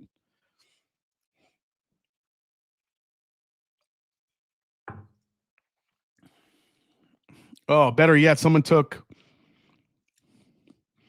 like an apple pie, they burnt it a little bit, then they put some oak chips in it, and then they threw it in your face. That's the best Thanksgiving dessert ever. Holy shit. Wow, was that an Oakley commercial for the Bardstown? Yeah, kind of, JG. Yeah. Dancing in a field of apples and pears. Yeah, that's what it's like. This is very like light and approachable and delicious and sweet.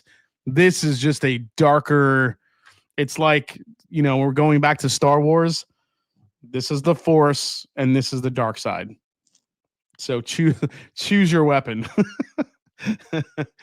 You have Yoda versus Darth Vader. Like that's what the two is. It's crazy. It's so good though. Do you keep a list of all the bourbons you have reviewed with the final breakdown? Says Trent Speaker.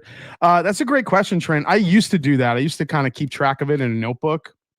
I can't say I've kept up with it, in the past, but when I do go through all my whiskeys of the year, it kind of gives me reminders, and I look through my final breakdowns and see what I said. So yeah, I think in a way I do go back and look, but I did used to keep a log book of it. Where's that video for that weird bourbon with girls on horses and all that crap? Yeah, I'm not reviewing that. It's not worth the price point for that bottle. Have you ever seen that pic showing the difference between an English badger and an American badger? Reminds me of this comparison.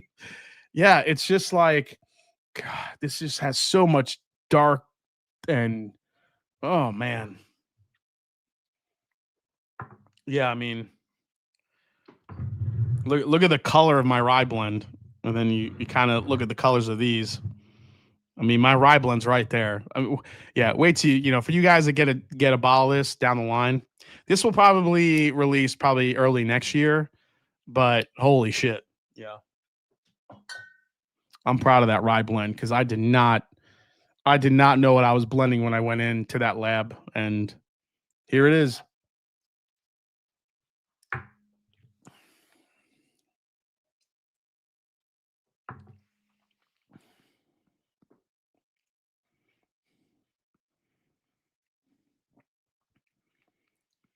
Yeah, this is bright fruit, apple, pear, spice, some spice, not a lot of. I wish it had more, but this is a super crushable whiskey.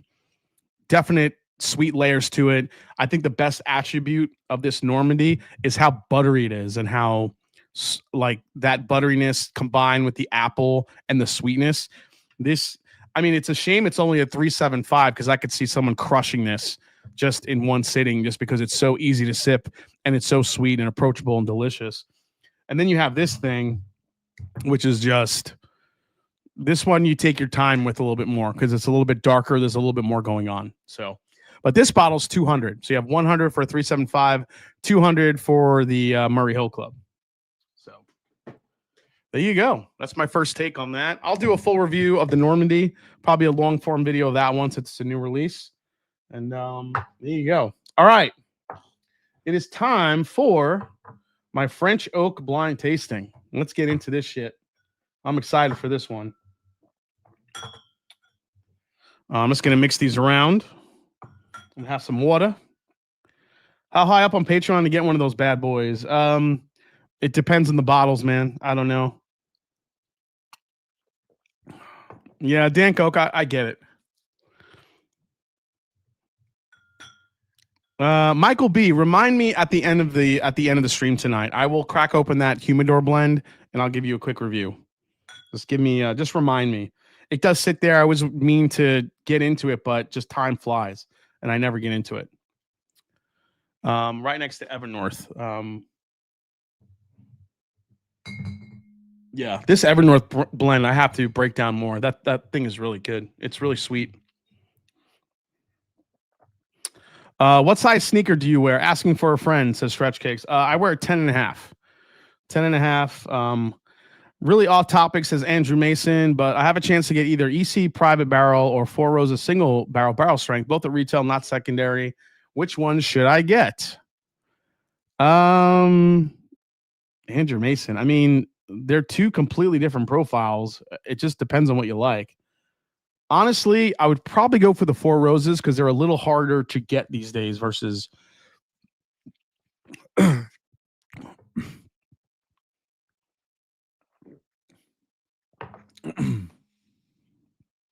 excuse me. Oof. You said the rye is your third blend. The debut is your first. What's the second? The second is a single barrel that I picked. That's going to be a release as well. Have you tried the Smoke Eye Hill rye yet? I have not yet, Garrett Crane. That's a good one to look for. A 10.5 medium, which is why I don't wear anything Nike. Why, James? Because you got giant ass feet? I don't understand what you're saying there. Why don't you wear anything Nike?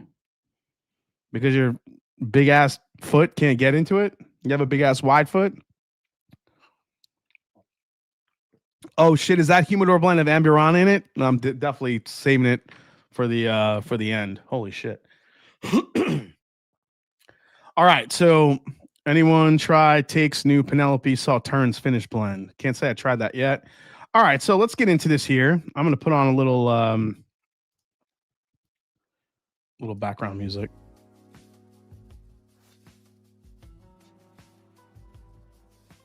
It's like baby making music. What is that?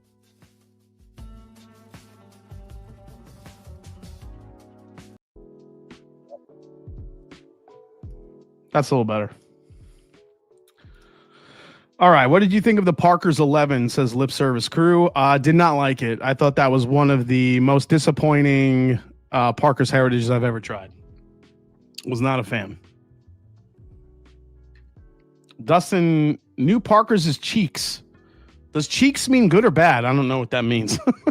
What is the music is so bespoke. It's just wait till you hear it. Yep, there you go. All right, guys. So tonight in this French oak feud, I have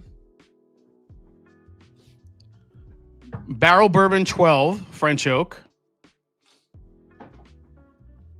I have the Charter Oak French oak from Buffalo Trace. Of course, I have the Bomberger's PFG. I have Maker's Mark 46 Cask Strength in here, the French oak. The Penelope Omega French oak.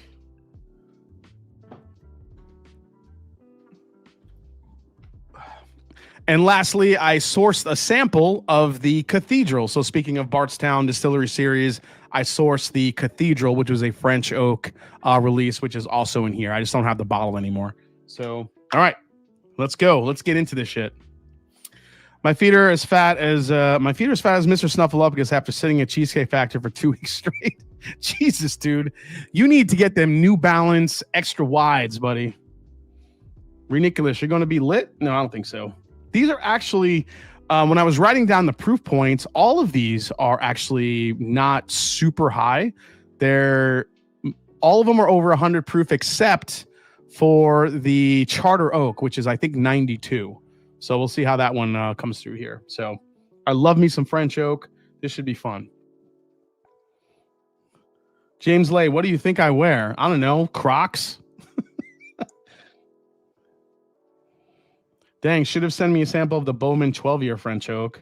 Maker's Mark 46 will do better than expected, but the PFG is like prime Jeter on a AAA team. Skechers slip-ins. Stretchies, have you tried the Yeezy slides? Is that a question for me or Mr. Widefoot in here? I actually do have wide feet too, so I generally have to, if I'm wearing Nike SBs, I normally have to go up a half size to 11 because they're pretty snug. But generally everything else I can do at 10.5.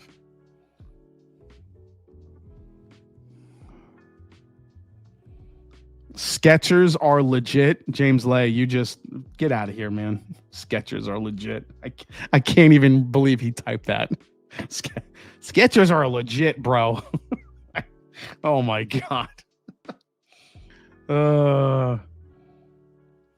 I know Travis is wearing some Crocs right now, probably. All right, so first glass here. 10.5. Do you save money buying kid size? Dude, 10.5 is the most like average size ever. Sorry, Thickless. Are you like wearing like size 14s? Because if you do, I feel bad because those are sizes that are hard to get. All right, let's go to this first glass here.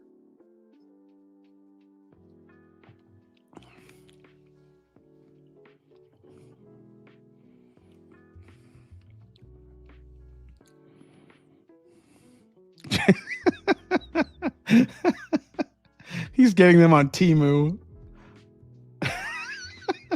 I'm wearing tonight. I'm wearing my Travis Scott olives. I'm wearing my Travis Scott medium olives tonight.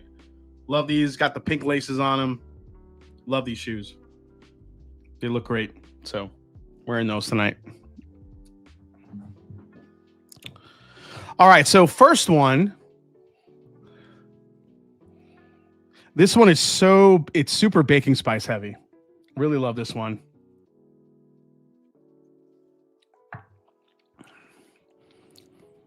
Stretch kicks, man. I went down a rabbit hole on Whatnot, that app Whatnot. Holy crap. I bought so many shoes. I got to stop, dude.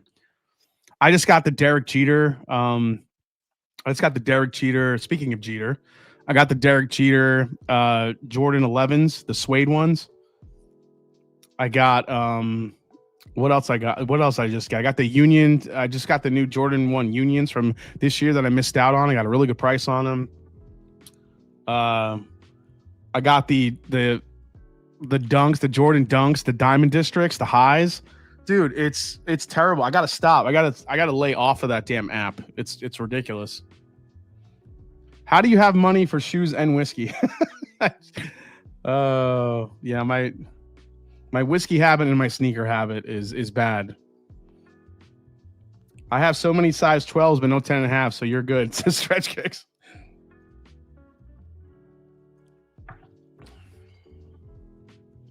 A lot of baking spice here, but not enough punch that I really enjoyed it. William Hall, get off Whatnot, Jason. Yeah, I'm trying to. You have to have priorities in life. I know. I'm not too crazy with shoes. They're just shoes that I've been coveting, that I've been wanting, and I'm trying to find them for a good price. I got the Travis Scott Jordan 4s used for a really good price, so got that on my collection now. I don't know. I gotta stop though. I only have 2 feet, man. It's crazy. And then I got all the whiskey on top of that shit. Oh, real quick. I got my first, I've been saying for years, Jason C, yes, I am speaking in third person. Jason C does not have any pappies whatsoever. And even though it's not a pappy, it's pappy adjacent. I finally got my first Old Rip Van Winkle 10-year. That's right. An Old Rip. The Old Rip Van Winkle 10-year is now in the whiskey room. Well, not here, but in my bunker for now. But I did get a bottle of that this year for a good price. So yeah, still no pappy, but I got an Old Rip. Not too bad. No more lightsabers. I'm not paying $250 for another damn lightsaber. That was crazy. All right, so I like number 1.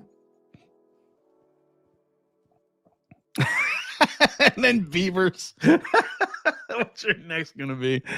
Oh shit! I'm telling you, I feel like I could trade that Old Rip for something cool, but I'll probably keep that one. I actually like the Old Rip. I think it's like Old Rip, the Pappy 15. Kind of like those two.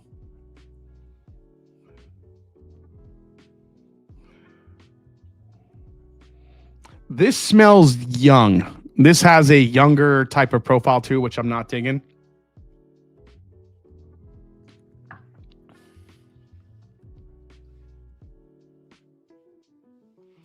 I don't know which one that is, but it's coming off the first one.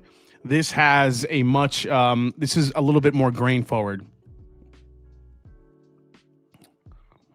Congrats, must be nice.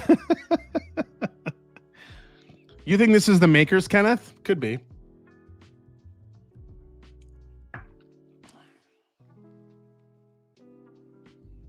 All right, let's go to number 3.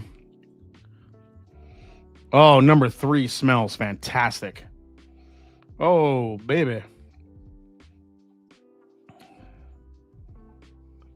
Everyone's saying must be nice. What the hell, guys? You guys suck. Oh, man.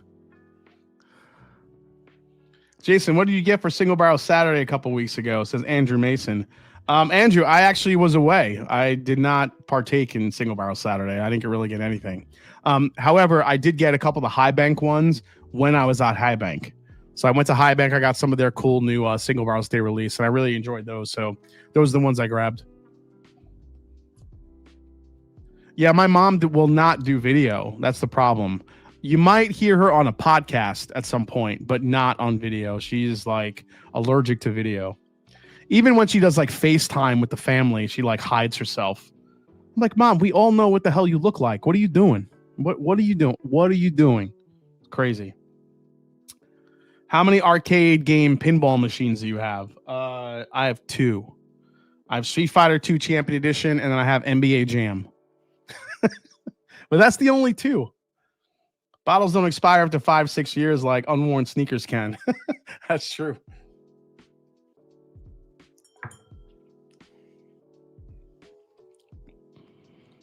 Wow, this has a really strong French oak influence coming off of number 2. Still not as robust as number 1, but definitely this is a lot of dark fruit and chocolate on number 3, which is what you're going to get from French oak. Meme of the week. Yes, thank you for reminding me. I forgot. I do have a meme of the week for you guys, and it's a good one. This one, I saw this one and it got me. All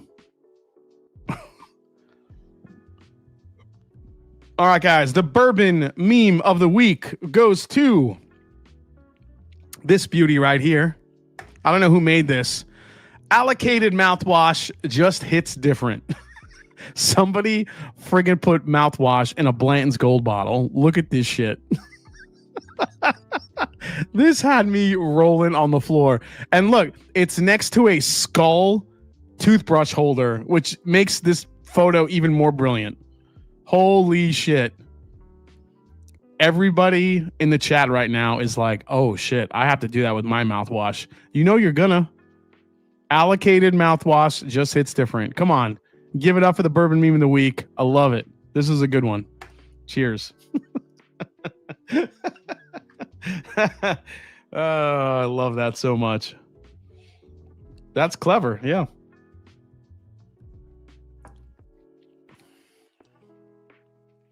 Yeah, 2 and 3 are kind of underwhelming. They're not really doing it for me. They're good. I like 3 more than 2, but 3 again is pretty light. Let's go to number 4 here.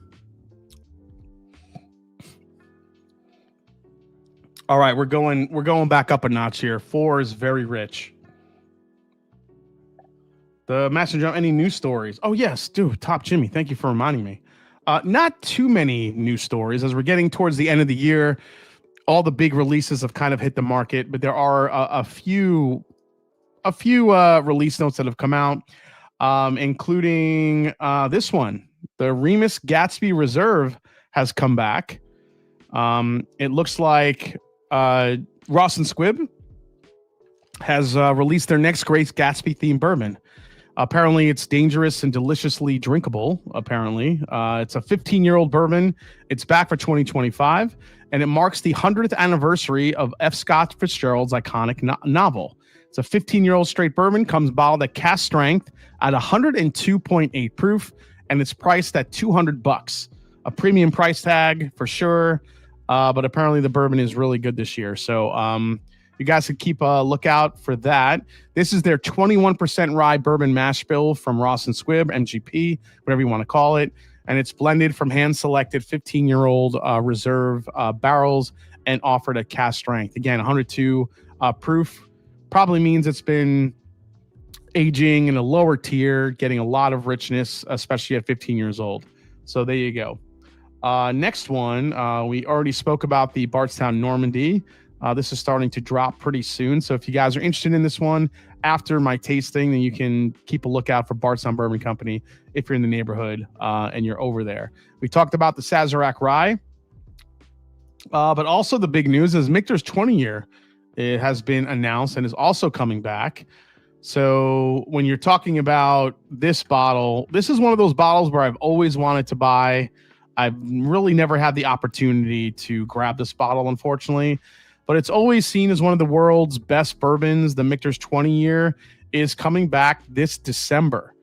So they announced that the 20-year-old Kentucky Straight Bourbon on December 1st, the release follows Michter's recognition as the world's most admired whiskey for the 3rd consecutive year. It's bottled at 114.2 proof, suggested retail price of $1,200 for a 750 milliliter bottle. Now, Michter's master of maturation, Andrew Wilson, who oversees barrel management, said careful aging is key for this bourbon's flavor. 20-year bourbon is an exemplary representation of how oak can be used to deepen vanilla, toffee, chocolate, spice, fruit, and confectionery notes.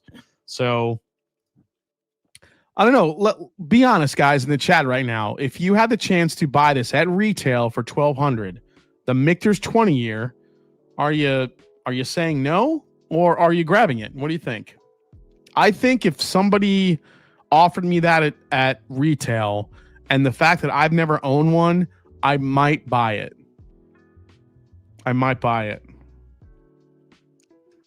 Yes, I would buy it, says Jeremy Hughes. Aaron C gives the big bin. No, I'll buy it all day. Nope, hell no. MSRP 1,200 versus actual price 12,000. Well, that's the big problem with it, Brad. You very rarely see it at retail, which is why I'm asking if people would buy it at retail for sure. Is that so much better than KC12? Yeah, I would say a little bit, Jason K. William Hall says no at 1,200 retail. Okay. I still can't buy it. No, bin. I do it. Hell no. So a mix. It's kind of a mixed bag from you guys. A lot of people say yes. A lot of people say no. Yes, and I think it would make a perfect bottle for mouthwash, to be honest. Really gives you that Listerine vibe, doesn't it? FOMO would get me, so yes.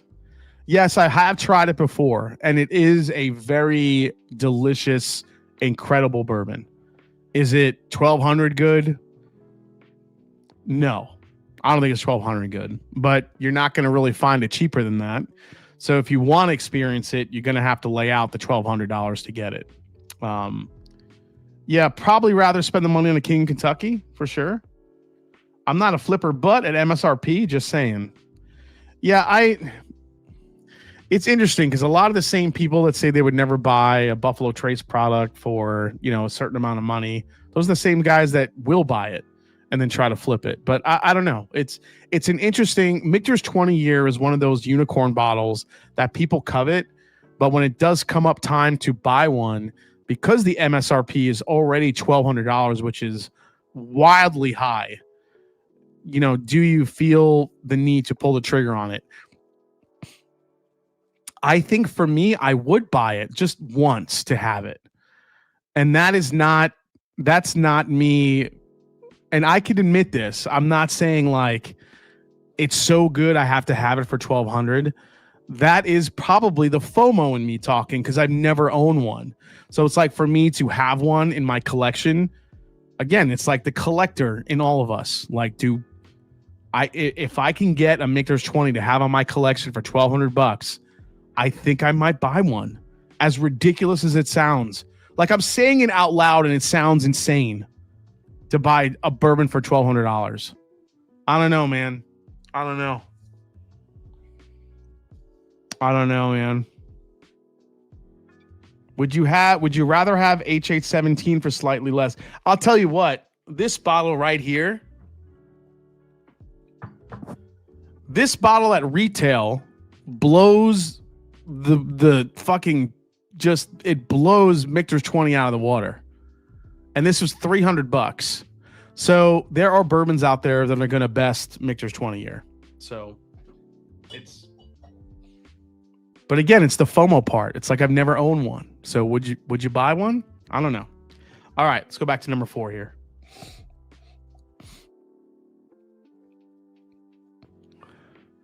I'd probably buy one and then open it up at like if I ever got married, if me and Kim ever went down the aisle, who knows? Or if I don't know what it would be for. I would open it. I would save it for a special occasion for sure. Bring it to a wedding of a good friend or a family member. Who knows?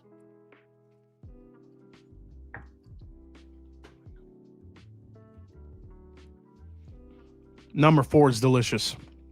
That's really good. That's what I said above on secondary M20 retail. Yeah, for sure. I totally save it for a big event to share with people. Big Vic. Yeah, Jason would buy it and put a bundle on Unicorn. Just saying. Shut up, Vic. I don't sell anything on Unicorn. Mash and Drum, when you become a member of the family. That's right. I don't like my wife enough to buy a $1,200 bottle. Just saying. Traded forward H817, William Heavenhill 19, Booker's Ride, GTS. Yeah, you could do that for sure. Super special occasion, like when I cracked the Pappy 20 for Bonnie being in remission. Hell yeah. That's a great time to open it, Bourbon. If you had a chance at Four Roses 2025 LE or Beacon, which one are you going with? Beacon.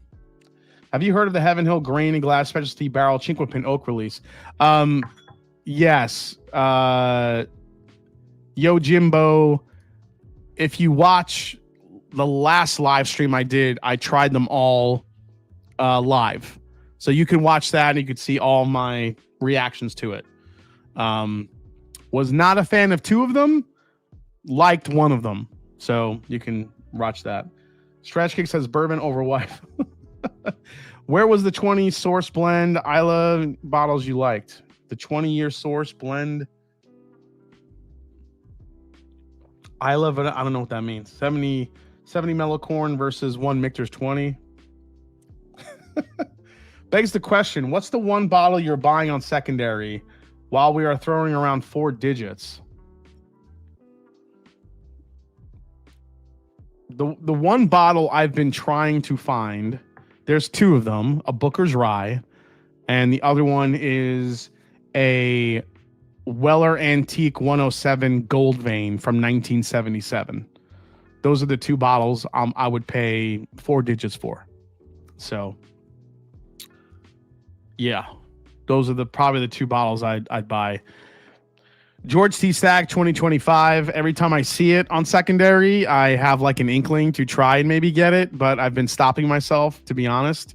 So, I don't know. Red Hook, Red Hook is 5 digits, not 4. Red Hook is not 4 digits. That's a 5-digit bottle.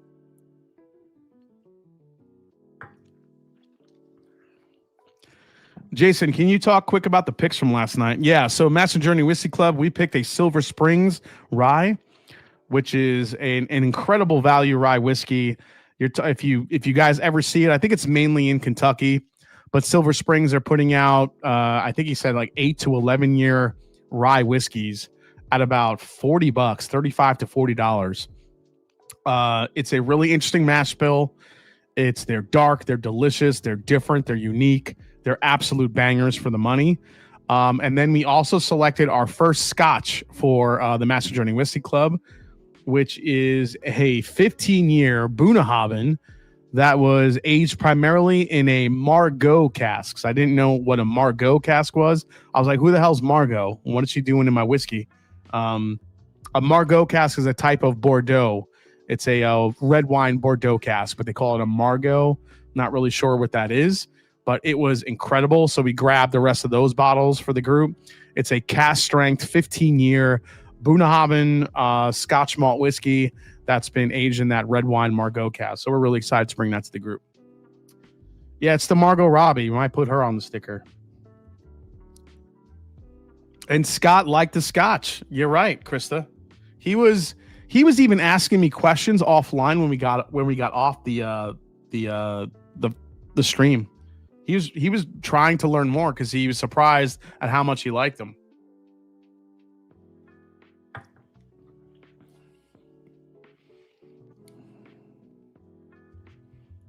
If you buy all the Russells, all the Masters Keeps, hold on, what is Reniculous saying? All the Parkers, Kentucky Wellers, etc. You are a very wealthy individual. When does it stop? Yeah, I don't know when it stops. You know, and to be honest, Reniculous, if I didn't have a channel, I would obviously buy way less than I do. But you know, I try to get this stuff and try to do reviews of it. I think it's a different mindset when you have a channel like this and you're trying to review coveted whiskeys that people are interested in, and you're trying to give your opinion. But if I had the choice, I would probably focus on mostly single barrels from my standpoint and just worry about those, because those are really the best bangs for your buck. I would die on that hill. I would fight anyone on that point. I don't care what Heaven Hill puts out, what Wild Turkey puts out, even though Wild Turkey had a really good year this year, but single barrels selections, not only from the big distillers, but from the small distillers as well, are where it's at in whiskey. That is where the gems are. That is where people should focus their money on if they have been, you know, if they're careful in what they buy. You know, I have to buy everything because I'm trying to do reviews and do content and all that other stuff, and like a lot of us are. But if I didn't have this channel, if this channel went away tomorrow, I'd really just be focusing on single barrels and obviously the drum key stuff that I'm blending myself. That's the other thing I would be focused on, is not only single barrels, but brands that I know, that I believe in, that I have a connection with, whether it be Evernorth, Pursuit Spirits, Barrel King, whatever that looks like. So, and I think a lot of us feel that way deep down. But you know, it's hard when Heaven Hill throws out a 19-year almost hazmat William Heaven Hill. It's hard to say no to that, and people get interested in that stuff. I would be a horrible reviewer. SBs is all I chase, as Jeremy Hughes. I mean, that's what it is. All right, so number 4 here is probably number 2 in the clubhouse compared to number 1. This has a lot of great flavor. I love the French oak. This is chocolatey. It's baking spicy. This is what you want in French oak. It's really nice.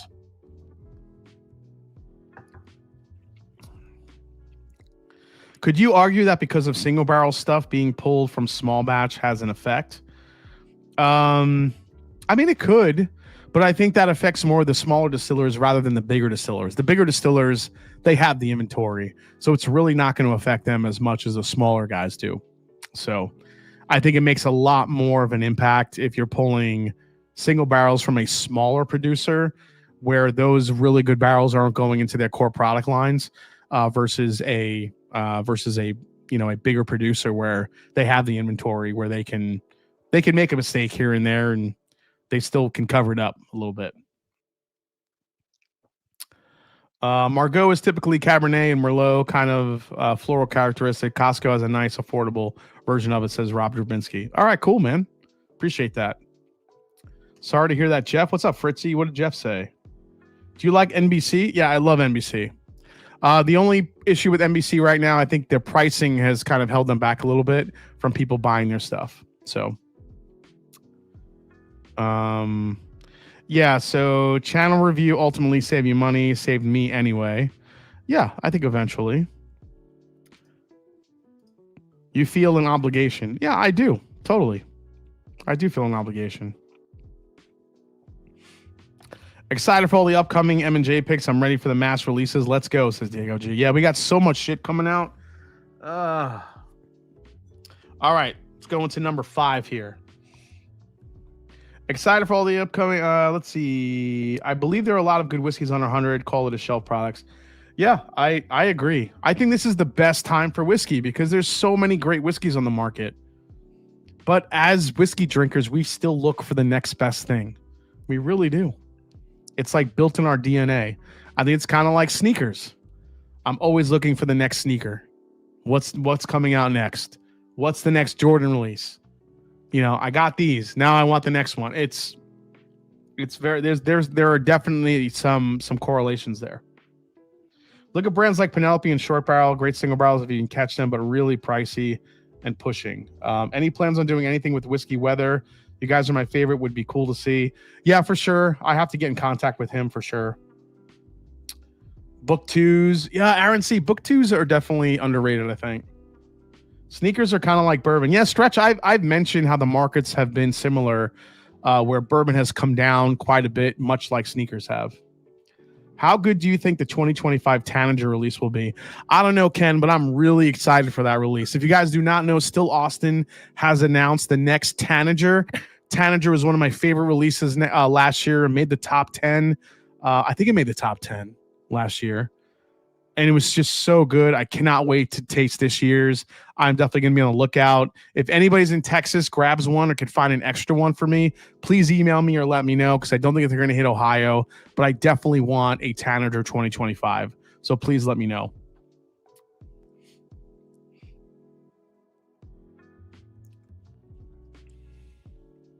Oh, shit.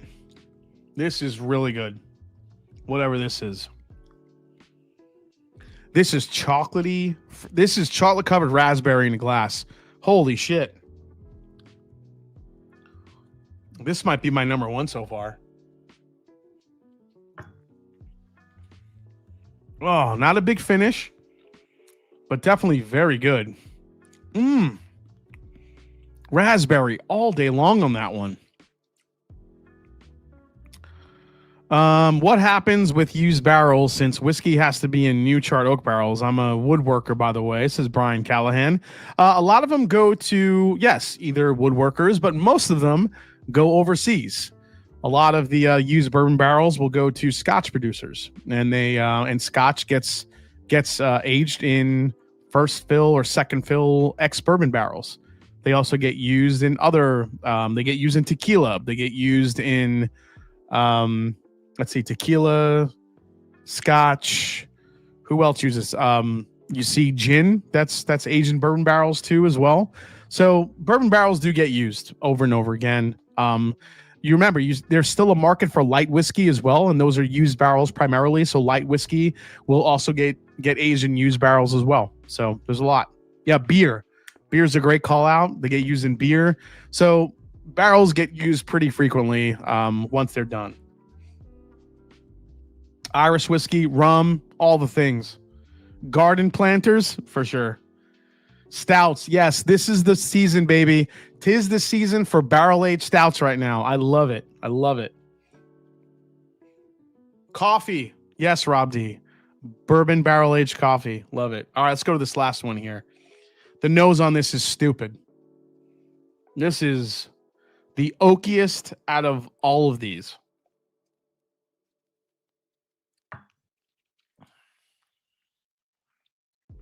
Oh, holy shit.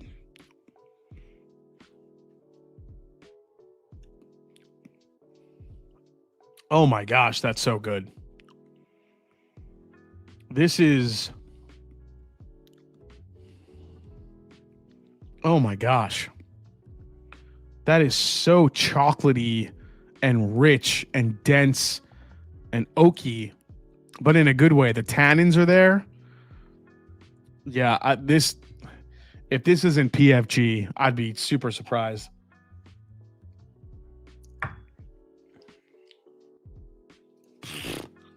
It's not even close. This is the winner easily. These three, and actually number one I like a lot. These two are kind of the bottom, so we're going to keep these aside. It's really going to come down to these four.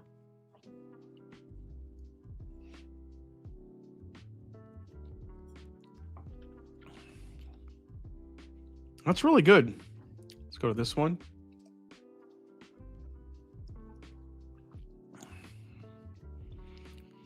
I like this one a little bit more.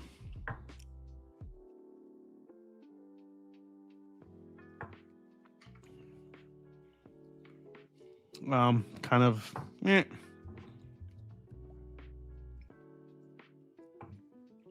Yeah, these are my top three. I'm going to go like this.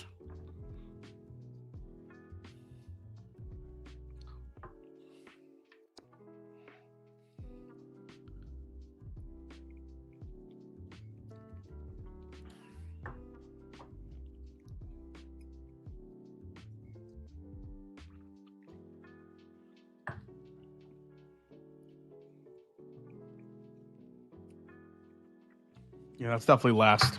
All right, that's my ranking. Unfortunately, beer doesn't use enough. Most heads in the UK, I would assume.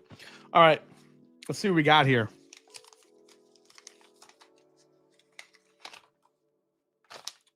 Last place in the French Oak feud goes to letter A, which is...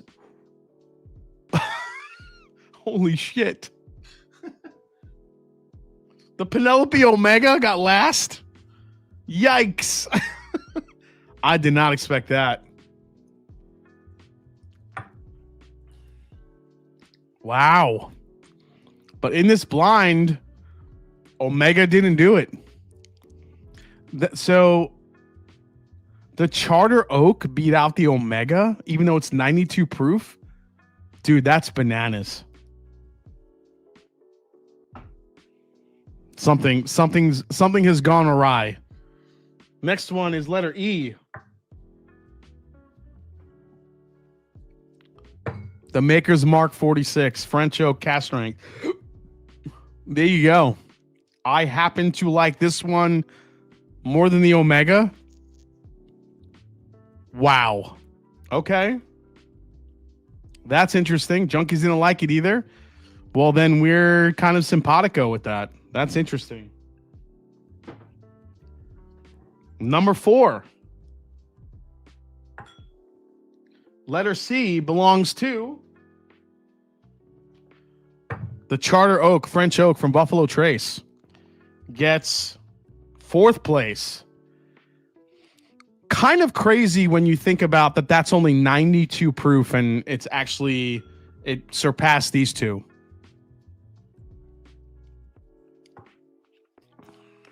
And it's very fruit forward.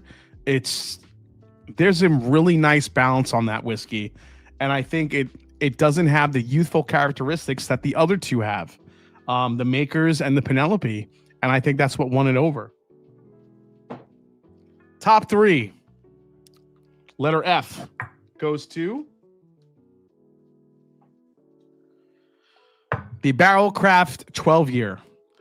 Now, while it got 3rd place, it's $160, and I still don't think it's $160 good, unfortunately. I think that this bourbon is more of a, 12 years. I would have liked to see this at $120 rather than $160, $10 per year. I think this would have done much better at $120 versus $160. So I don't know. Yeah, it's 12 years old. It's a lot of different distillates blended in. It does have that Tennessee mixed in, which I think can turn people off a little bit. But at $160, I think the price point is just too much for this one. It's pretty good, but got 3rd place tonight. Which means 2nd place is the D. And that goes to the sample I got from the Bardstown Cathedral. So Bardstown Cathedral gets 2nd place, which means 1st place. It still proves that Baumburger's PFG is my favorite French oak release probably ever right now. That thing is ridiculous. I'm glad I have a backup bottle in the bunker, and this thing is stupid. I don't think it's going to do well in a blind because the proof is pretty low, but that is a ridiculously good French oak bourbon. Holy shit. Love it. Baumburger's color gave it away. Yeah, I totally get it. Oh shit, Drums and Drams is here. What's up? What's going on, Cam? What the fuck? Omega worse than Makers 46. The world is ending tomorrow. Not a surprise on the Makers. Drums and Drams. Those others probably have more French oak richness. That Omega was subtle. I felt like it is subtle. Like Cam, when you put, when you're putting all these head to head, you realize how subtle the Omega is. And it's kind of weird because on its own, I like the Omega, but you put it in this blind, and look where the hell it landed. That's crazy. But still, that Baumburger's PFG is, you gotta like oak, but that Baumburger's PFG is the shit to me. Is Durrell allowed to do blend again? Yes, he is. He's going to try for a 3rd title in a row. We'll see how he does. Had PFG twice, not for me, too heavy-handed. I could see that, Tony. I could see that being a little bit too heavy-handed for sure. I think junkies actually like the Omega, but it didn't blind well. That makes sense. It makes sense. Would you drop $400 for the PFG available in my area, but way over MSRP? Rees Mash $400? Oh, that's high. That is high. Here's the problem with the Baumburger's PFG. I don't know if they're going to make that shit again. So if I saw it at $400, a brand new bottle, I might pull the trigger because I don't know if that's coming back. But Michter's is so close to the vest with everything. It's hard to know if they're going to come back out with it or come out with like a second version of it. I don't know. Knowing how good of a reception the PFG got, I would say that we'll see it again. So I don't know, man. That's up to you. I still think 400 is too much for it, though, to be honest. If there is a 2026 release that we're going to see, then yeah, I would probably wait for that. Michter's 20 over PFG. Yeah, I don't know. I think the PFG is more unique, honestly. I think PFG is one of the more unique releases we saw here in 2025. Like I said, I don't think it's a top bourbon of the year, but I think it's a more unique release that we've seen that I think is worth mentioning. I think it's going to make my top 10. We'll see how the blind goes, but I think it's going to make my top 10. Robert Peacock, what did you say? FYI, Tanager will be in Ohio already on OH. Oh, it will be. Okay. Well, that's good to know. Michter's is so secretive, I'm surprised they even put a label on a bottle. How about a PFG versus the Special Reserve? Special Reserve what, Reesmash?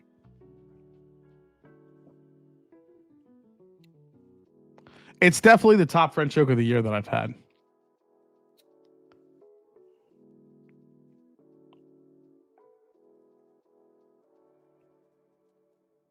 Cheers, y'all. Take care. Drink more water. What's up, EMC? Nice to see you. Still have 354 people watching. The one you just tried, but the Calvados. Yeah, the Calvados probably still beats that out because the Calvados just has so many layers to it. But this is a French oak lover's dream right here because it just has so many good attributes that you love from French oak. The chocolate, the spice, the velvety texture, all of it is in this bottle. The only thing that this bottle misses is a longer finish because it's got a lower proof point. I mean, you're looking at only 100 and what is it? Only 100.2 proof. It's low. If this thing was like 115 to 120, that could have been a bourbon of the year contender. But remember, Michter's is going in the barrel at only 103, 104. So their stuff's not going to be super high proof no matter what you do. So that's really kind of the crux of it. But I still love this release and looking forward to seeing if it comes out. Tanyard better than the 2020 JDLE. I think so, Jason. That Tanyard Hill is a special whiskey, dude. Actually, Cam, great job on the Beacon video you put out. I think you were spot on with the Beacon, so good job on that one. Nick B, enjoying some Larrikin 9-year Hazmat, which is also French oak aged.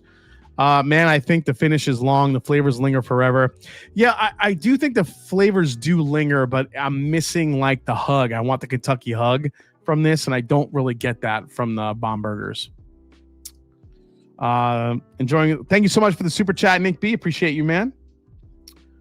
Holy shit, it's 11:11. Time's flying.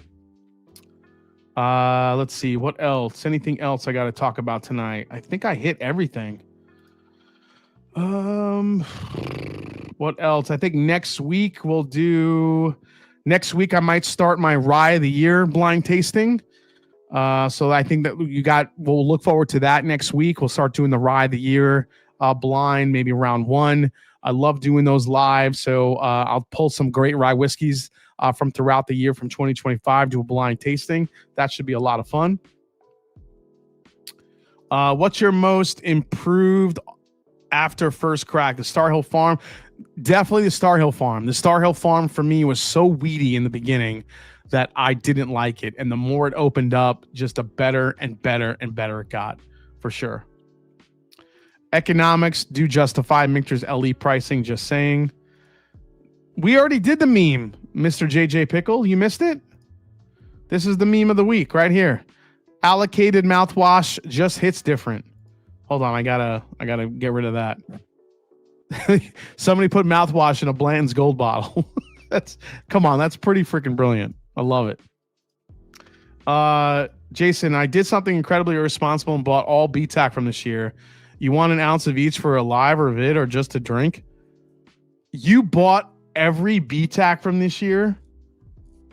Cam, for how much? I don't even want to know, dude. I don't even want to know what you spent. Honestly, dude. Holy shit. But yes, I will take an ounce of each to do a video for sure. I appreciate that, man. Drums and Drums. I don't want to talk about it.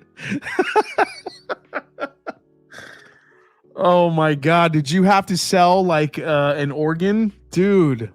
Oh my God. Oh my gosh. That's crazy. I don't want to talk about it, he said. So I was wanting to buy the E.H. Taylor and the Stag because I think those are the two that people care about the most this year. But both of them are going for stupid money. Drums in bankruptcy. Holy shit, Cam. That's crazy. All right, let's do a quick top 5 tonight before we call it a night. Here we go.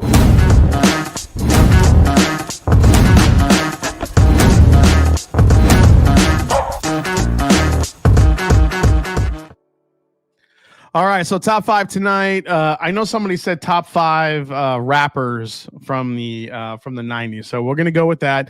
Next week we'll do the top 5 Thanksgiving side dishes. I think because it'll be the night before. But when it comes to my favorite rappers, and I actually it's funny because I feel like I've done this list before, but maybe not. I definitely have a top. Let me just check here. So okay. So number 5.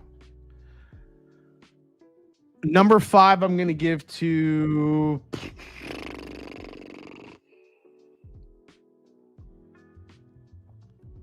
this might be controversial, but I think number 5 I'm gonna give to Dr. Dre. Number 5 will be Dr. Dre. Number 4 I'm going to give to Eric B. and Rakim. They were a huge favorite of mine. Loved Eric B. and Rakim. Number 3 I'm going to go to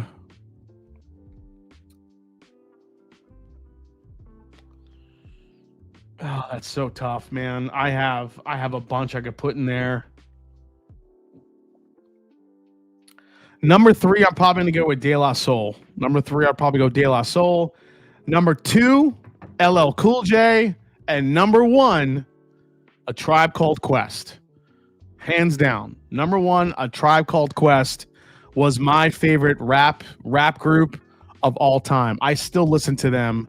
I have their vinyl record. I listen to the Low End Theory constantly. I actually listen to the Low End Theory when I'm blending. So that's how much I love A Tribe Called Quest. Eminem I would put in there, but I think I'm kind of going back further. I think Eminem would be up, a little bit later. When I discovered Eminem, I think I'm going kind of back a little bit further. But Public Enemy I wasn't too much into, I think. But Jason, you're not that old, says Aaron C. Hey, Katie Turk. Yeah, I guess Eminem was 90s. I would probably have to put Eminem in the top 5 somewhere. Maybe I would take him out, and I would probably take out I'd probably put him at probably number 4 for me. Maybe actually number 3 over De La Soul. If Eminem is considered 90s, I'd probably put Eminem at number 3. With number 2 being LL Cool J, number 1 is Tribe Called Quest, because I loved Tribe Called Quest so much. Just Q-Tip, all those. I mean, those are my favorite rappers. It doesn't even matter. Like the other 4 are great, but Tribe Called Quest is my favorite rap group probably of all time. LL Cool J, I think, kind of introduced me to rap at number 2, but Tribe Called Quest spoke to me in a way that I didn't think rappers could. So yeah, there you go. Kendrick is nowhere near the GOAT. Don't do that. I didn't mention Kendrick Lamar. The Vanilla Ice slander will not stand. I love Eric B. Yeah, I love Eric B. and Rakim too, man, for sure. Slim Shady was 99. So yeah, Cam, I don't know. Shoot me a message, man. I would definitely like to take an ounce of those. I cannot believe you bought all 5. Like I said, I don't want to know what the hell you spent on that shit, but glad you did, because if I get an ounce, that's cool. You know what? Maybe we do it'd be cool to do like a collab review of those of all of them. If you want to do that, let me know. Shoot me a message, and we'll talk about it. But with that said, guys, it's not about the whiskey; it's the people you share it with. Love you guys. Thanks for hanging out with me tonight. Patreons, hang out. We're gonna do an after party live stream, and I will see you guys next week. I have something cool planned. We'll do the rye whiskeys of the year, at least round 1 next week. Before Thanksgiving, and I will see you then. So cheers, guys. Thanks for hanging out tonight. We'll see you right here next week. Same bat channel, same bat time. Cheers, guys.